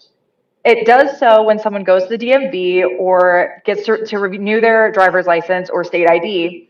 Here, folks are already handing the government verified information about who they are and where they live. So SB 2239 says, let's capture that moment. Let's register them to vote automatically unless they choose to opt out. No new systems, no new bureaucracy, just our government working smarter, not harder. Increased streamlining means decreased costs overall, and those recouped dollars can go towards more things we need, like election infrastructure and social services. More participation, less waste, and that is a win-win for everyone in this room and everyone you represent. So please pass SB 2239. Thank you. Thank you. We have Pride at Work Hawaii and support on Zoom. Not present. We have the Hawaii State LGBTQ+ Commission and support on Zoom. Not present. Hokupak and support on Zoom.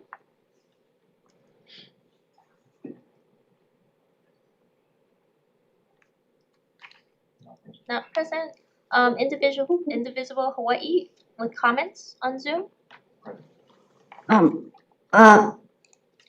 Yes, hello? Yes, please proceed. Hi. Okay, yes, Marlene Tom, on behalf of Indivisible Hawaii Statewide Network. We stand on our written testimony with comments. Thank you. Thank you. We have Christina Holt in support on Zoom. Not present, and Tara Rojas in opposition on Zoom. Not present. Okay, that's everybody who indicated they would be joining us today for this bill.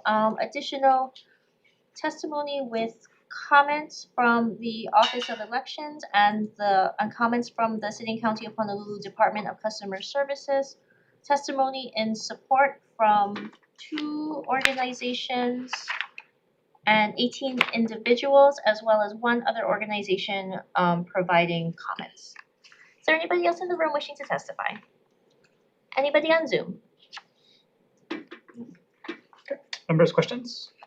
Seeing none, moving on to SB 2532 HD1 relating to the Campaign Spending Commission's electronic filing system. Okay, Campaign Spending Commission in support on Zoom. Oh.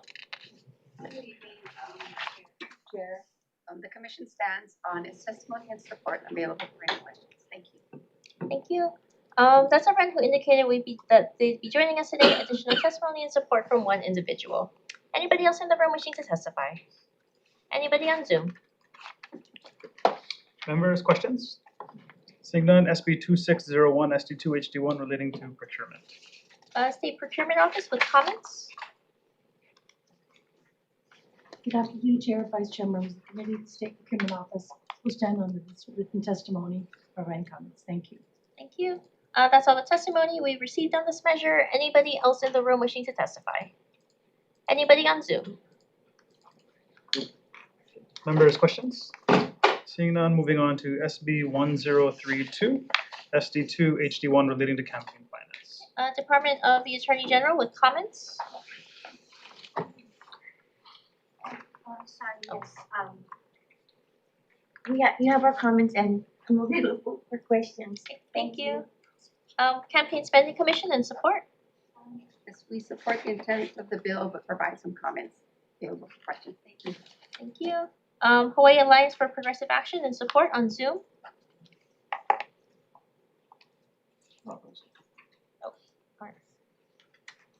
Yes, thank you. Sorry. Hello, everybody. Again, this is Tina Holt. I'm testifying on behalf of the Hawaii Alliance for Progressive Action, who strongly supports SB 1032. People who live in Hawaii know what it feels like to have outside interests make decisions about our land, our resources, and our future. We live it every day. And our elections should be one place where that isn't the case, where it's just us, the people who actually lived here, deciding who represents us. Personally, I think that companies based on the continent with no real stake in our communities shouldn't be influencing our elections either. And honestly, I think that all corporate money in elections is a problem worth tackling, but those are fights for other days. Today, we're asking for something much more achievable. We want to make our current law more useful. Hawaii already says that foreign governments and foreign corporations cannot donate to our elections, but a company can have foreign investors owning a significant chunk of it and still pour money into our elections as long as it has a U.S. address. That's still foreign money influencing our elections, but it's just coming in through a side door. SB 1032 closes that door. If a company has significant foreign ownership or if foreign investors are involved in its political decision-making, as explicitly outlined in this bill, it cannot spend money in our elections. And any business that does want to spend money here has to sign a statement under penalty of perjury saying that they're not foreign influence. We need real accountability, real consequences with minimal cost to implement. Our elections belong to the people who call this place home. So please pass SB 1032. Mahalo. Thank you. And we're also here for HuliPac in support. Sorry, too many hats. We stand on our written testimony for HuliPac. Thank you. We have testimony from Tanya Ainasian in support on Zoom. Yep, thank you. Thanks, Tina. I didn't know if I was going to have to pivot to HuliPac. My name is Tanya Yamanaka Anasazian, and I'm testifying on behalf of myself in strong support of the passage of this bill, which prohibits corporate political spending by foreign influence business entities in Hawaii. This is kind of a no-brainer, which is great since it's like, I don't even know what time it is. I started the hearing in Kona and I'm in Pahoa now. So it's been a couple hours. But this bill strengthens existing safeguards by prohibiting foreign influence businesses from making campaign contributions or expenditures, and by requiring businesses to certify that they don't have foreign ownership before participating in political spending. So I stand on the rest of my written testimony, so thank you. And I encourage support for this very important and long overdue measure. Thank you. Thank you. That is everyone who indicated they'd be joining us today. Additional comments from 2 organizations and testimony in support from 35 individuals. Is there anybody else in the room wishing to testify? Anybody on Zoom? Members, questions? No. Okay, moving on to SB 2446, ST2, HD1 relating to the judiciary. Okay, Office of the Public Defender with comments.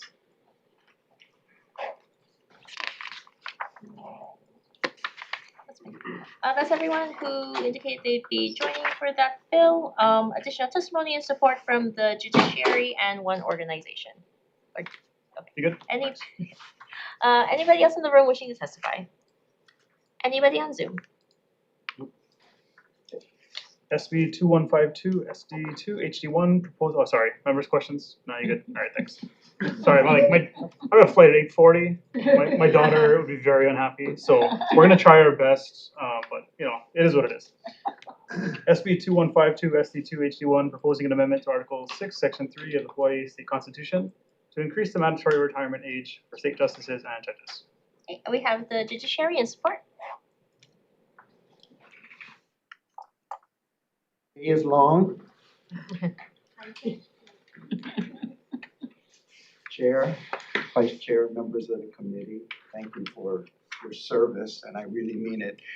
Seeing the work here that you're doing, I really appreciate it. I'd like to thank, first of all, the chair for allowing us to hear this bill.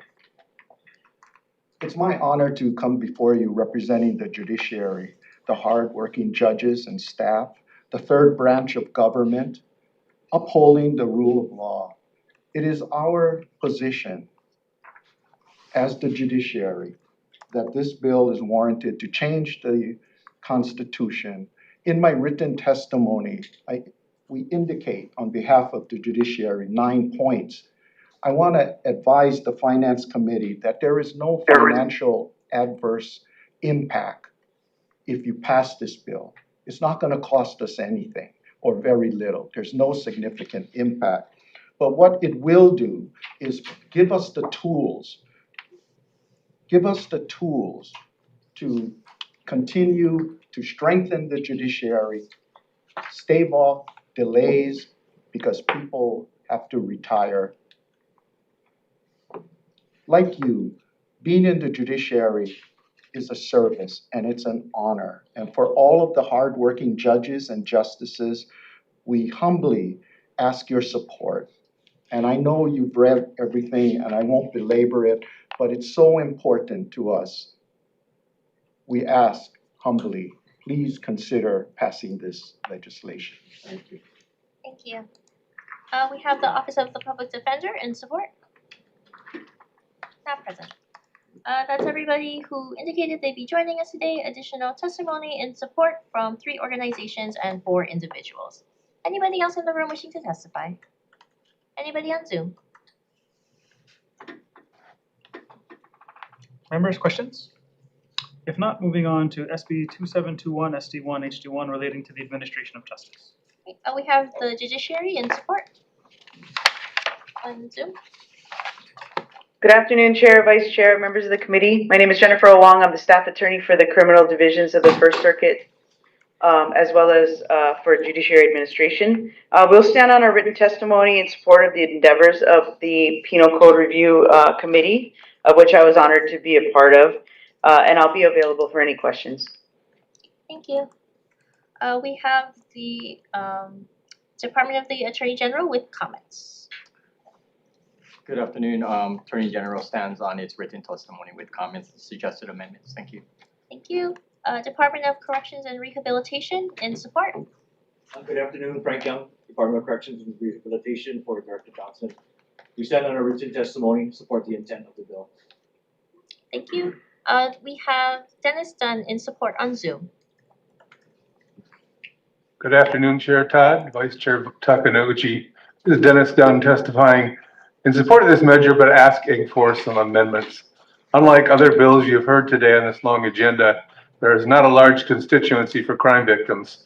And for crime victims, the most important part of this bill has to do with the impact on restitution. Part of the bill, as you notice, will be shortening the length of probationary terms for a large number of offenders. And while that in itself is not a problem, and I can be supportive of that, I am concerned about the impact that it has on the ability for victims to get court-ordered restitution. Without court supervision, there is very minimal or little possibility of victims getting their restitution. And while offenders that are in prison or on parole often pay at high percentages, those who are on probation, unfortunately, history shows us do not do so well in helping victims recover. Restitution is important for victims and for offenders. It is a important concrete way to be able to measure and to convey to both the victim and the offender that there was a wrong that was done. It needs to be remedied, and it puts a dollar figure, which, while the trauma and so on of a victim may not be measurable, the amount that they've lost financially can be measured by the amount of restitution ordered. I have suggested some two amendments, which would be helpful in getting victims to be able to recover restitution. One which would provide for a requirement that offenders looking for early release from probation be required to fulfill the restitution before they're allowed early release. This should be a privilege that they earn. And secondly, some kind of ability for victims to be able to have transparency on the person's probationary term. Currently, there is a provision in the law, which I'm not sure is always abided by, which requires that the judiciary notify victims when someone is put on probation, but there's currently no requirement that an individual be notified, an individual victim be notified when an offender is being released from probation. So with these two amendments, I would strongly urge you to support this, but I think the amendments are really important to make restitution a reality for victims. Please put victims first. Don't throw them under the bus. Thank you for your time and consideration. Thank you. That's everyone who indicated they'd be joining us today. Additional testimony in support from the Department of Health and comments from two additional organizations. Support from the Department of Health and the Office of the Public Defender, comments from two other organizations. Anybody else in the room wishing to testify? Anybody on Zoom? Okay, thank you. Members, questions? We're going to be moving on to SB 3076, SD1, HD1 relating to tobacco enforcement. Department of the Attorney General in support. Department stands in support of this testimony and available for questions. Thank you. Department of Health in support. Good evening, the Department of Health stands in support. Thanks so much for hearing this bill. Thank you. Department of Taxation in support. Department stands on its written testimony. Thank you. That's everyone who said they'd be joining us today. Additional testimony and support from one organization and one individual. Anybody else in the room wishing to testify? Anybody on Zoom? Members, questions? Seeing none, moving on to SB 3140 HD1 relating to the State Fire Council. Department of Labor and Industrial Relations in support. DLAR stands on its written testimony and strong support. Thank you. Thank you. And Hawaii State Fire Council in support on Zoom. No. Not present. That's all the testimony we received for this measure. Anybody else in the room wishing to testify? Anybody on Zoom? Members, questions? Seeing none, moving on to SB 2671, SD1, HD2 relating to essential permitting positions. Okay, Office of Planning and Sustainable Development with comments. OPSC stands on its written testimony offering comments. Thank you. Chamber of Commerce Hawaii in support. Hello, Chair, Vice Chair, standing on our written testimony in support. Thank you. That's everyone who indicated they'd be joining us. Additional testimony and support from 5 organizations. Anybody else in the room wishing to testify? Anybody on Zoom? Members, questions? See? Oh, sorry, I thought I saw a hand. Okay. Moving on to SB 2338, SD1 HD2 relating to housing. Department of the Attorney General with comments. Good afternoon, Chair, Vice Chair, members of the committee, Deputy Attorney General Clement Arbank. As provided in our written testimony, recommend replacing the effective date language for the employment contract term limit with the language that we proposed for clarity purposes, and I'm available for questions. Thank you. Thank you. We have Hawaii Public Housing Authority with comments, not present. And HHFDC. HHFDC stands on its testimony support and offering one amendment. Thank you. That's all the testimony we've received on this measure. Anybody else in the room wishing to testify? Anybody on Zoom? Okay. Members, questions? Seeing none, we're going to move on to SB 2268, SD2 HD1 relating to equity. Department of Accounting and General Services and support. Chair, Vice Chair Keith Regan with DAGS. We stand on our written testimony and support. Thank you. Thank you. Department of Education with comments. Not present. State Council on Developmental Disabilities and support. Hi, on Zoom, sorry. Hi, I'm with the Hawaii State Council on Developmental Disabilities. I'm Chase Silver. This council will stand on its testimony in support. We just wanted to highlight that this will also impact people with access and functional needs as well as our aging population. And we appreciate that the amendments that have been made should protect small businesses and not have any undue burdens. Thank you for your time. Thank you. Hawaii Disability Rights Center in support on Zoom. Yes, thank you very much, Representative. I'm Lou Erdeshek, Director of the Disability Rights Center. We've been advocating for this issue for a long time, and we're so glad to see the bill here at the House Finance Committee. This will really open up a lot of opportunities for people with disabilities in terms of community integration, so they can go out all through the day into the night if they want. They have a place to change. They can accommodate their needs. So this is a wonderful idea, and so we really appreciate your support. Thank you very much. Thank you. Pride at Work Hawaii in support on Zoom. Not present. That's everyone who indicated they'd be joining us today. Additional testimony and support from the Disability and Communication Access Board, 4 organizations and 5 individuals. Anybody else in the room wishing to testify? Anybody on Zoom? Members, questions? Seeing none, moving on to SB 99, SD1 HD1 relating to government. Department of the Attorney General with comments. The department stands on its Thank you. We have the Employees Retirement System of the State of Hawaii with comments. Not present. Members, additional testimony and support from the judiciary. Anybody else in the room wishing to testify? Anybody on Zoom? Members, questions?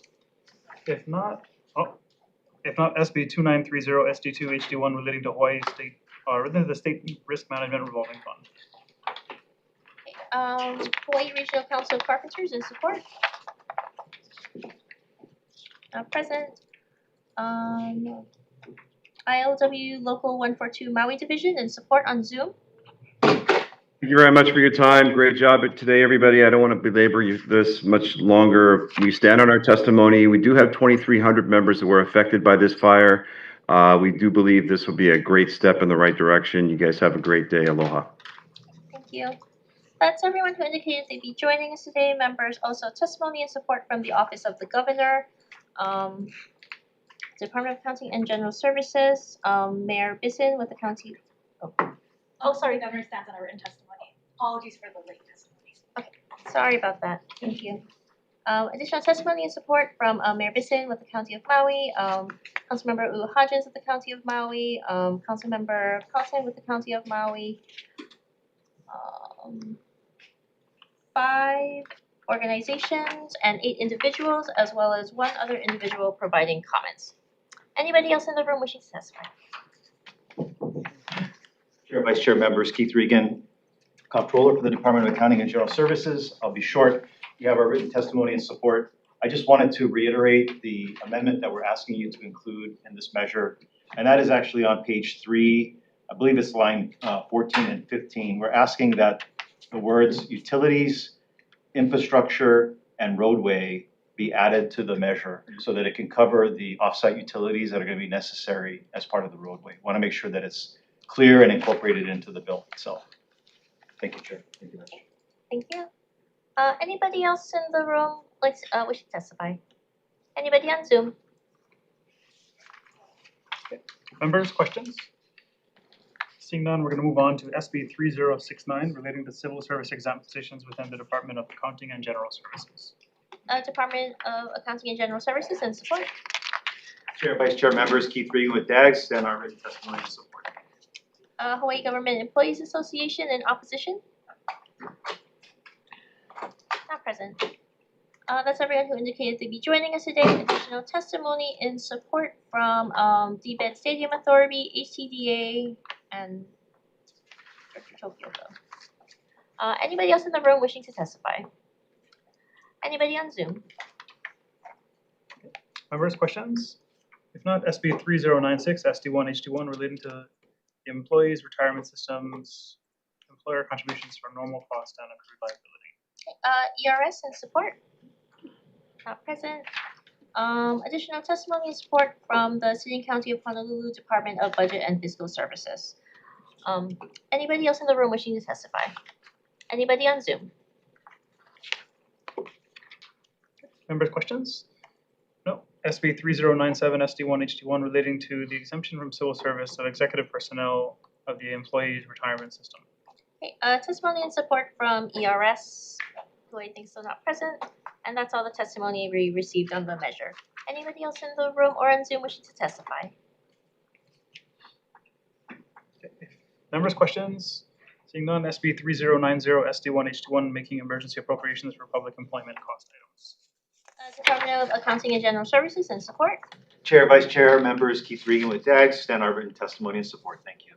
Thank you. University of Hawaii in support. Not present. HPHA in support. Not present. UPW in support. Chair, Vice Chair, Kamakana Kamaloa, United Public Workers, who stand on our written testimony and strong support. Happy to answer any questions. Thank you. Members, additional testimony in support from the Department of Budget and Finance, DLNR, the Department of Health, Department of Corrections and Rehabilitation, Department of Health, Behavioral Health Administration, Office of Youth Services, and that's it. Anybody else in the room wishing to testify? Anybody on Zoom? Members, questions?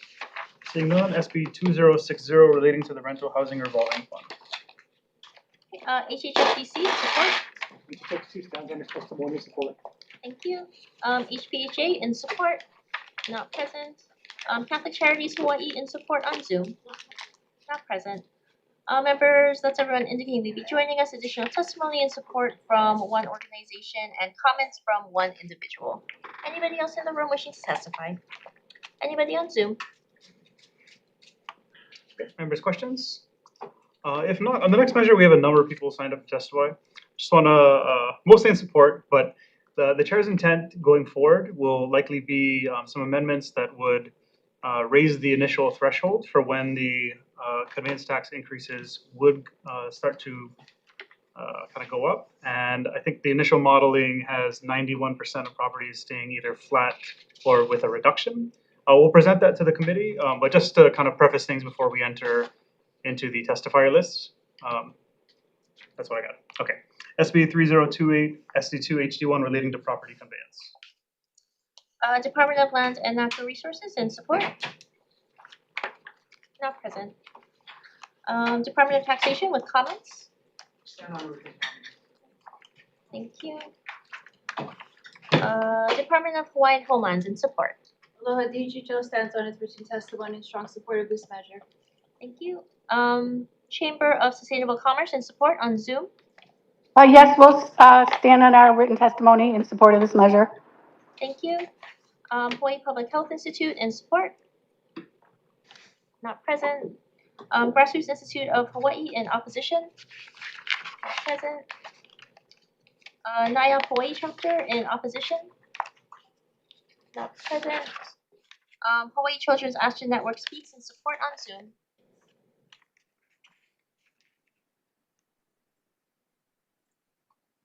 Not present. Hawaii Appleseed Center for Law and Economic Justice in support. Not present. Hawaii Realtors in opposition. Hello, Chair, Vice Chair, members of the committee. Lindsay Garcia from Hawaii Association of Realtors will stand in our testimony in opposition. Thank you. Catholic Charities Hawaii in support on Zoom. Not present. Indivisible Hawaii in support on Zoom. Chair, Vice Chair, and members of the committee, thank you for this opportunity. We stand on our testimony in strong support. Thank you. And sorry, Nicole. Sorry, we called you. And yeah, sorry, I couldn't get my microphone off. We also stand on our support, on our testimony and support. Thank you for hearing this bill, Chair. Thank you. Land Use Research Foundation of Hawaii in opposition. Yes, good afternoon. It's still afternoon. Good afternoon, Chair and Vice Chair, members. Dave Ark on behalf of Land Use Research Foundation will stand on our testimony in strong opposition, and just wanted to emphasize that this will have a huge, even though 90% or whatever you folks believe, the conveyance taxes will remain the same or go lower. For that other percent, it's going to affect, because these are large purchases of properties that could be used for agriculture, for housing. The cost will be passed down to the regular people and tenants and businesses. And there are legal issues. Thank you very much. Thank you very much. Thank you. We have Lawrence Franco in support on Zoom, or sorry, Christina Holt in support on Zoom.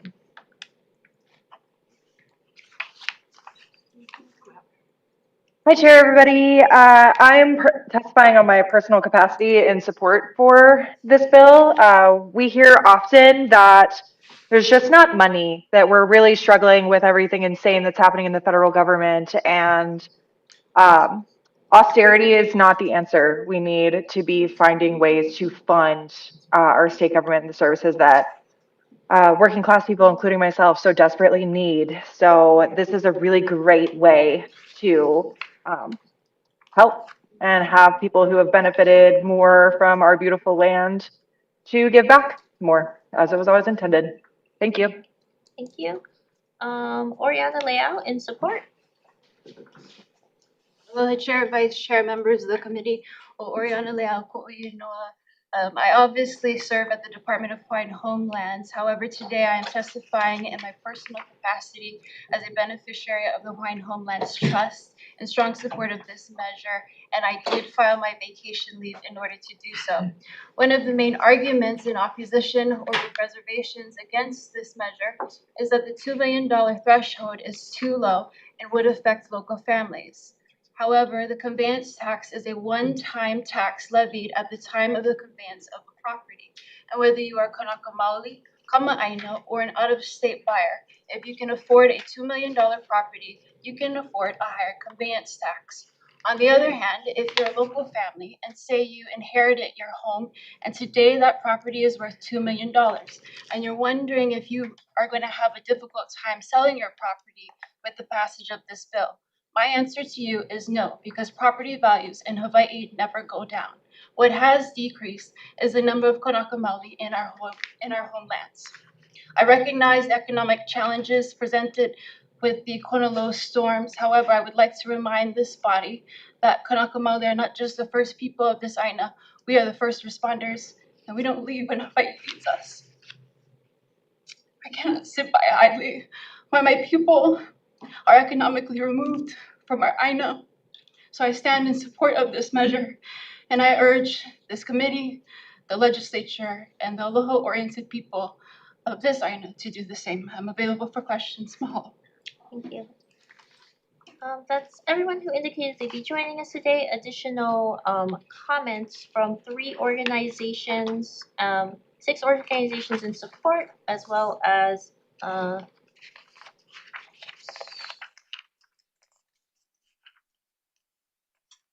Individuals, we have 2 individuals in opposition, 2 with comments, and 78 in support. Anybody else in the room wishing to testify, please? Just state your name for the record before you begin. Aloha and thank you, David Penn for DLNR. I just ran over. And I'm with the Legacy Land Conservation Program. And we may also have Jenna Masters on Zoom from our Na'alehele Hawaii Statewide Trail and Access Program.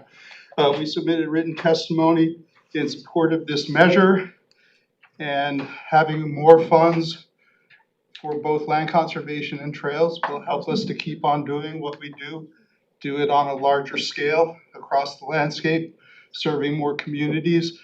So far, we've conserved over 50 properties in the last 20 years. We've expanded state forest reserves, natural area reserves, wildlife sanctuaries, and state parks. We've helped to preserve large expanses of coastal lands that contribute to regional landscape conservation and are connected with local communities, and at the same time, important cultural and even agricultural resources that keep our way of life going using both traditional agricultural practices and modern practices. And then we have the trail systems that connect all of that across the landscape. So we're very thankful for this opportunity to be able to expand our efforts, expand the benefits that we provide for conservation. But we love this bill, but how much will depend on how much actually comes out of it. And so we have in our written testimony proposed amendments to fill in the blanks. That's on page 19, line 6, and page 20, line 1. And we've taken the numbers that came out of the Senate version of the House bill, which the Senate Subject Committees put forward. And so that's 10% or $10 million for the Land Conservation Fund, whichever is less, and 15% or $15 million for the Hawaii Statewide Trail and Access System, whichever is less. So thank you very much for considering that. Okay, thank you. Anybody else in the room? Anybody on Zoom? Members, questions on this matter?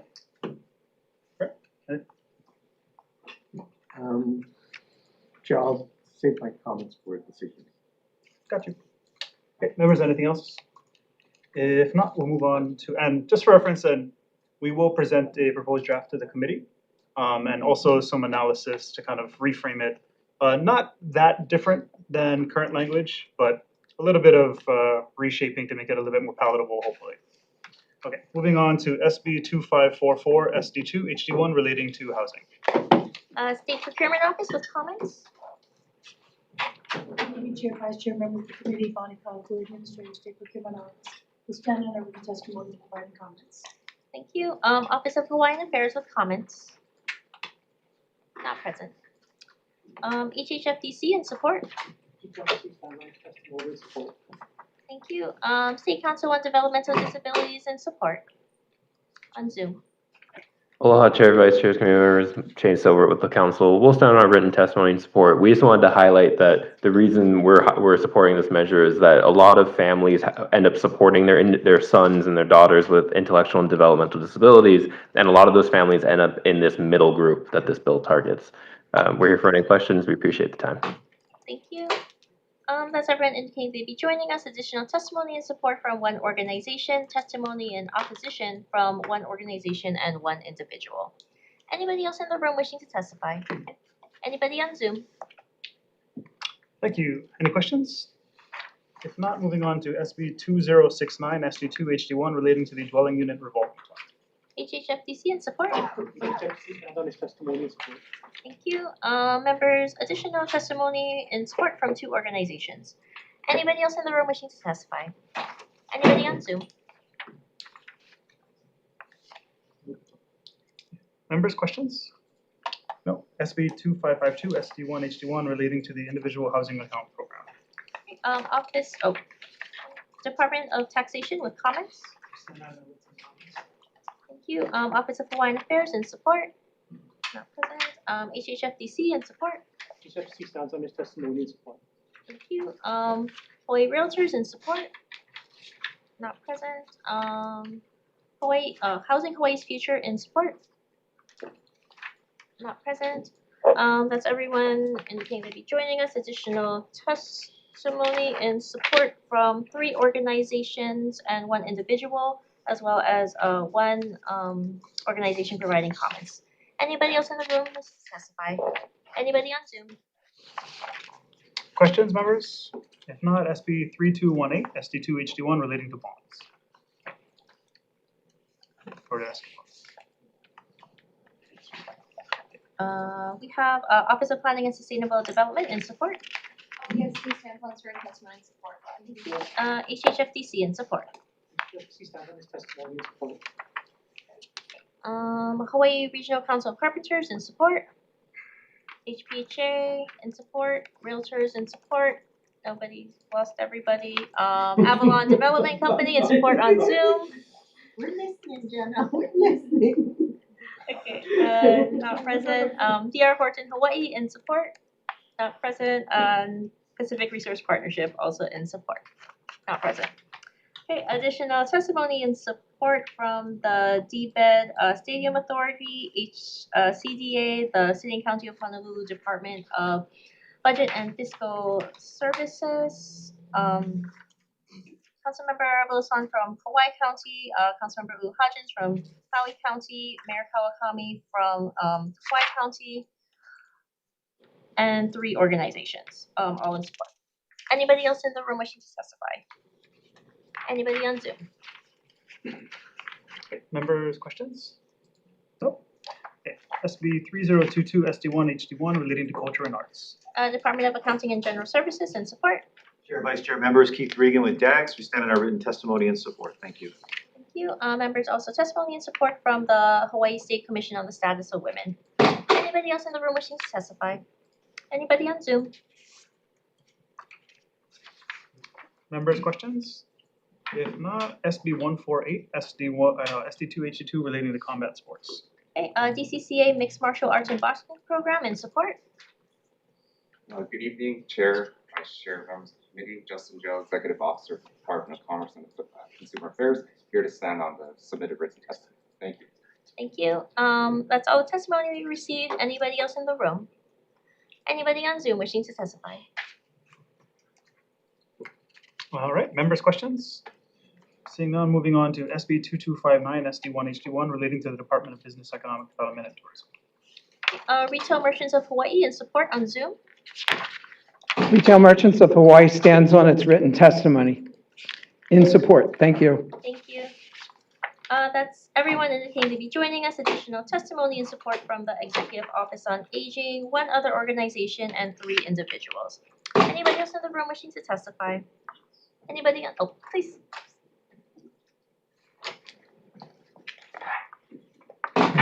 Please just state your name for the Chair, record. Vice Chair, members of the committee. My name is Hayden Cobb, and I support this bill with every bone in my body. Not just because I helped create this bill, but also because I don't want any family that's impacted by dementia to ever feel unsafe or be mistreated like my family was.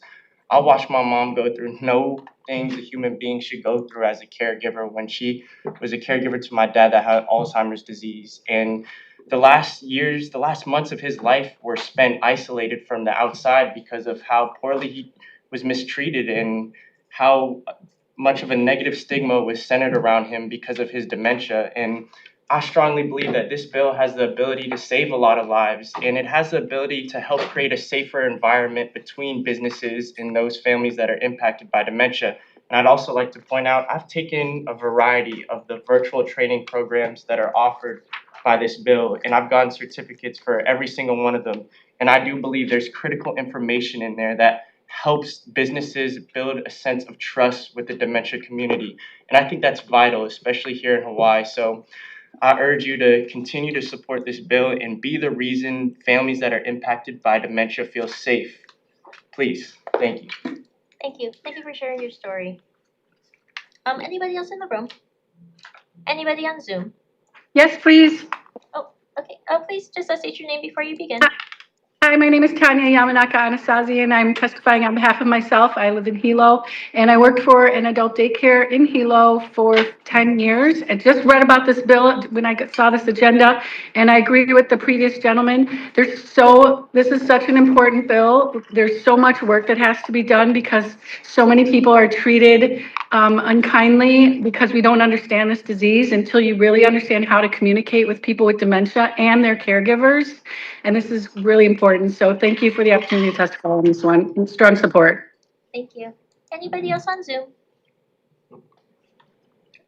Members, questions? No. SB 2578, SD1, HD1 relating to the film industry. We have DBED Creative Industries in support. Not present. Hawaii Teamsters Local 996 in support. Present. Hawaii Film Alliance in support on Zoom. Yes, Irish Barber with the Hawaii Film Alliance. We stand on our written testimony in support with, as long as it's amended. Thank you. Thank you. Honolulu Film Office with comments.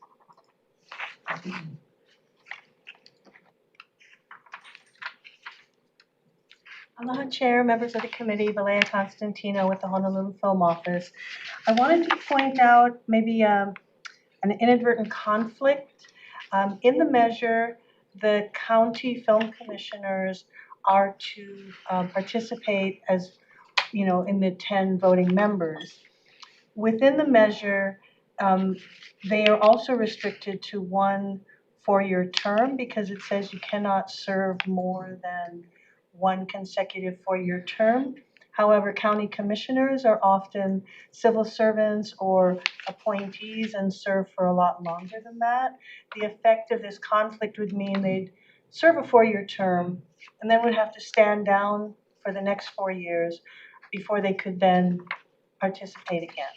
So I ask if you would review that section and consider either, since they're government employees, having the county commissioners also be ex officio members because you're in there by virtue of your position, or make adjustments to when the termination, the mandatory termination of 4 years on that. So thank you for the opportunity to testify. Okay, thank you. We have Mark Rosner in support. I stand in my testimony in strong support. Thank you. We have Tristy in support on Zoom. Not present. That's everyone who indicated they'd be joining us today. Additional testimony in support from DBED, as well as 8 organizations and 86 individuals, 3 organizations providing comments, and 1 other individual in opposition. Is there anybody else in the room wishing to testify? Anybody on Zoom? Members, questions?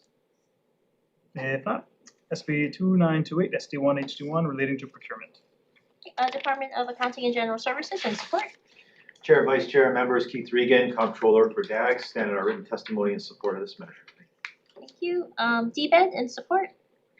The Business Development and Support Division of DBED stands in support of this measure and on our written testimony. Thank you. State Procurement Office in support. Aloha Chair, Vice Chair, members of the committee. My name is Carrie Shibuya. I'm the current Small Business Procurement Coordinator with the State Procurement Office, and we stand in support of this measure. The Small Business Procurement Program is a critical bridge between small businesses and government contract opportunities, especially helping expand participation for Native Hawaiian-owned, women-owned, and veteran-owned small businesses. And we've been coordinating with partners like DBED, the SBA, and City and County OER. And we're increasing access, improving competition, and working to keep more state dollars circulating locally. And so this measure ensures that our work can continue by making the program permanent and providing consistency for both the government agency side and for the small business side. So we urge you to support this measure. Thank you. Thank you. Kapolei Chamber of Commerce in support. Good evening, Chair, Vice Chair, committee members, Karen Polk, Executive Director and CEO of the Kapolei Chamber of Commerce, and we stand on our written testimony in strong support of this measure. Thank you. Chamber of Commerce Hawaii in support. Good evening. The Chamber stands on its testimony in support. Thank you. Thank you. Hawaii Farm Bureau in support. Not present. Retail Merchants of Hawaii in support on Zoom. Thank you, Chair. Vice Chair Dave Erdman, Retail Merchants of Hawaii. Retail Merchants of Hawaii stands on its written testimony in support. Thank you. Thank you. Pacific Resource Partnership in support. Not present. That's everyone who indicated to be joining us. Additional testimony in support from the City and County of Honolulu Office of Economic Revitalization. 5 organizations and 4 individuals. Anybody else in the room wishing to testify? Anybody on Zoom? Members, questions? Go ahead. I have a question for the State Procurement Office. Thank you for your testimony. Now, if for some reason this bill does not move on, can you share what the negative consequences would be? Yeah, so we've been building a small business database that will be a resource for all state agencies to use if they want to work with small businesses in any industry. We've also been working to pass administrative rules to help small businesses, including set-asides and some subcontracting requirements, especially policies for Native Hawaiians, women's, and veteran-owned small businesses. If this program does sunset, we will not be able to get those policies passed because they have to go through the Procurement Policy Board. We will not be able to continue building this work on the database. And we won't be able to provide training both on the government side to be able to implement these policies to help the businesses and continue our outreach work to small businesses. I've been going out in the community with different small business agencies, just reaching out as a helping hand for them, being the face of the program and being a resource for them, to someone that they can talk to, because a lot of businesses don't even know where to start. And so if this program doesn't continue, we won't have this resource for the businesses, and it will be less accessible and less approachable for small businesses to participate in state government work. Thank you. Thank you, Chair. Members, additional? If not, moving on to SB 2816, SD1, HD1 relating to state enterprise zones. Department of Taxation with comments. Thank you. DBED, Business Development and Support Division in support. DBED and the Business Development and Support Division stand in support of this measure and on written testimony. Thank you. Thank you. Chamber of Commerce Hawaii in support. The Chamber stands on its written testimony in support. Thank you. Thank you. Hawaii Food Industry Association in support on Zoom. We stand on our, hi, Irish Barber with Hawaii Film Alliance. This bill is a game changer, and we are standing on our written testimony in strong support. Thank you. Thank you. I think you guys are here for the next bill. But members, that's everyone indicating they'd be joining us today. Additional testimony in support from DBED as well as HTDA, 2 organizations and 2 individuals, comments from 1 other organization. Anybody else in the room wishing to testify? Anybody on Zoom? Members, questions? If not, to the last item on our agenda, SB 2580 SD2 HD1 relating to the motion picture, digital media, and film production income tax credit. Okay, Office of the Governor in support. Aloha Chair, Vice Chair, members of the committee, Angie Chen with the Governor's Office on behalf of Will Kane, Senior Advisor. The Office of the Governor stands on its written testimony and strong support. Mahalo. Thank you. Department of Taxation with comments. The department stands on its written comments. Thank you. DBED Creative Industries in support. Hello, Chair, Vice Chair, members of the committee, with some written testimony of the Thank you. Kapolei Chamber of Commerce in support. Good evening, Chair, Vice Chair, committee members, Karen Polk, Executive Director and CEO of the Kapolei Chamber of Commerce, and we stand on our written testimony with suggested amendments and strong support. Thank you. Retail Merchants of Hawaii in support on Zoom. Chair, Vice Chair, members of the committee, Dave Erdman, Retail Merchants of Hawaii. We stand on our written testimony in support. Thank you very much. Mahalo. Thank you. Honolulu Film Office in support.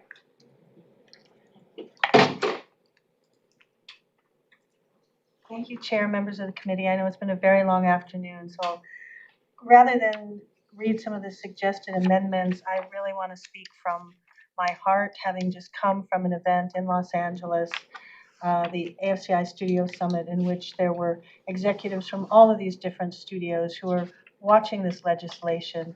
They're interested in being here. They see the value in being here. We understand that this measure will make all the difference in the world. And my heartfelt message to you is the sense of urgency with which this is. They're looking at what we're going to do and have plans to come here if this passes. So I urge you to please consider this, move this out so that it can go into conference, so that our people can work, so that we can have living wage jobs. Last year, 2005, we had virtually no major productions. And that's because everyone thought that our credit had gone away. If you want to see what it looks like if you don't have a competitive credit, that's what 2025 represents. So I urge you to please pass this measure so that we can get the film industry back on track, generating tax revenues for the state, putting people to work, helping to promote the film industry and the tourism industry, and all the other good measures that it does. Thank you so very much for the opportunity to testify.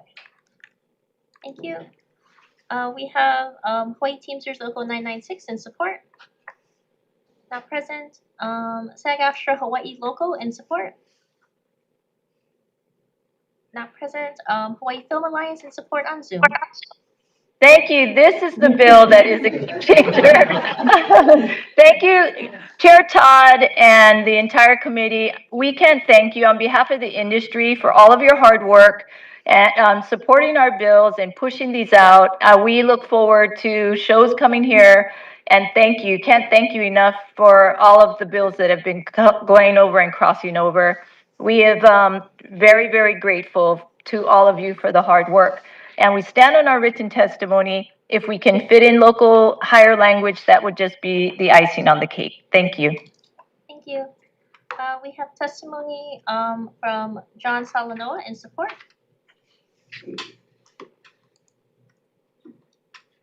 Well, Chair, Vice Chair, committee members, mahalo nui for seeing us. Like was referenced with everyone so far, this bill is so very, very important to us. As you saw what happened to us in 2025, and we saw this decline happening in 23. This bill pretty much hits all the triggers that we need to get the industry to come back to us. There are a few things in there that we would like to see maybe the amendments would adjust. The bill currently has the base points at 27 and 32. We know what our other jurisdictions are offering that typically would take work from us, and we see what their plans are. Their plans are much greater us than base points, and so they would continue to lure productions away from us if we were not able to achieve at least that minimum base point of 30 and 35, 30 respectively for Oahu, 35 for all the neighboring islands. That would put us in the ballpark of where we need to be. And we don't need to reach for the stars in a grandeur way, because here at this particular hub, we feel comfortable running 30 to 40 productions through here per year. We're not like everyone else who needs to run 4,000 productions through their hubs each year or 300 productions through there. We're not them. So the fact that we have such a little volume that we're looking to sustain us here, those base points will get us where we need to be. It'll attract enough of these productions to come and talk to us. Because as you know, when productions light up, the conversation of where they're going to film something was 2 years ago. It was 3 years ago. And they ask us, what are your incentives that you're offering 2 or 3 years before anyone here even hears about a production thinking about coming here? So we've lost out in those conversations 2 years ago. So with this, bringing this bill is grand. We love it, everything about it. Base points we'd like to see come up 30, 35. If we are able to get a little bit more juice in there for us local producers, like the 80% local hire, the 30% ATL, the Olelo Hawaii uplifts.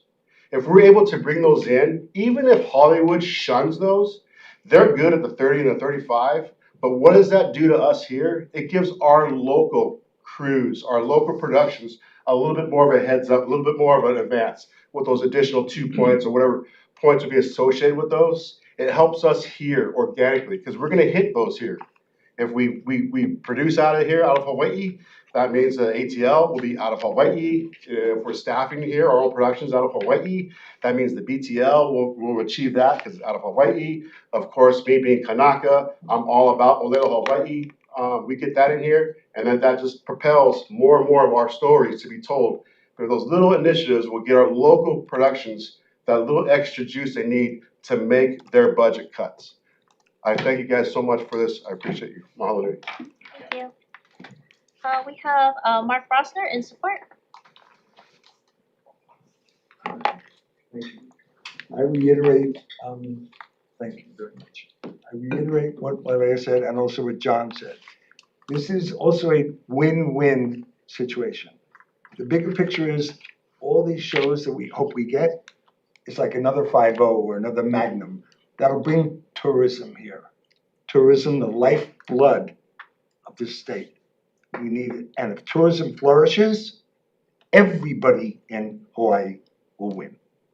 So I think this is a vehicle for the locals and also to bring tourists here from all over the world and make everybody in Hawaii a winner. Thank you. Thank you. We have Tristy in support on Zoom. Not present. Not present. As everyone who indicated to be joining us, additional testimony in support from DBED as well as 18 organizations and 107 individuals, one other organization providing comments. Anybody else in the room wishing to testify? Anybody on Zoom? Members, questions? Thank you for your patience and for your fortitude. 4 hours, 4.5 hours. If you guys need coffee or anything, feel free to come by the office. We're gonna push all decision making till Tuesday morning. So we'll have that, agendized and get notice out. That'll give us a little bit of time and staff to process on what will be a very, very long Tuesday. Thank you very much. We are adjourned.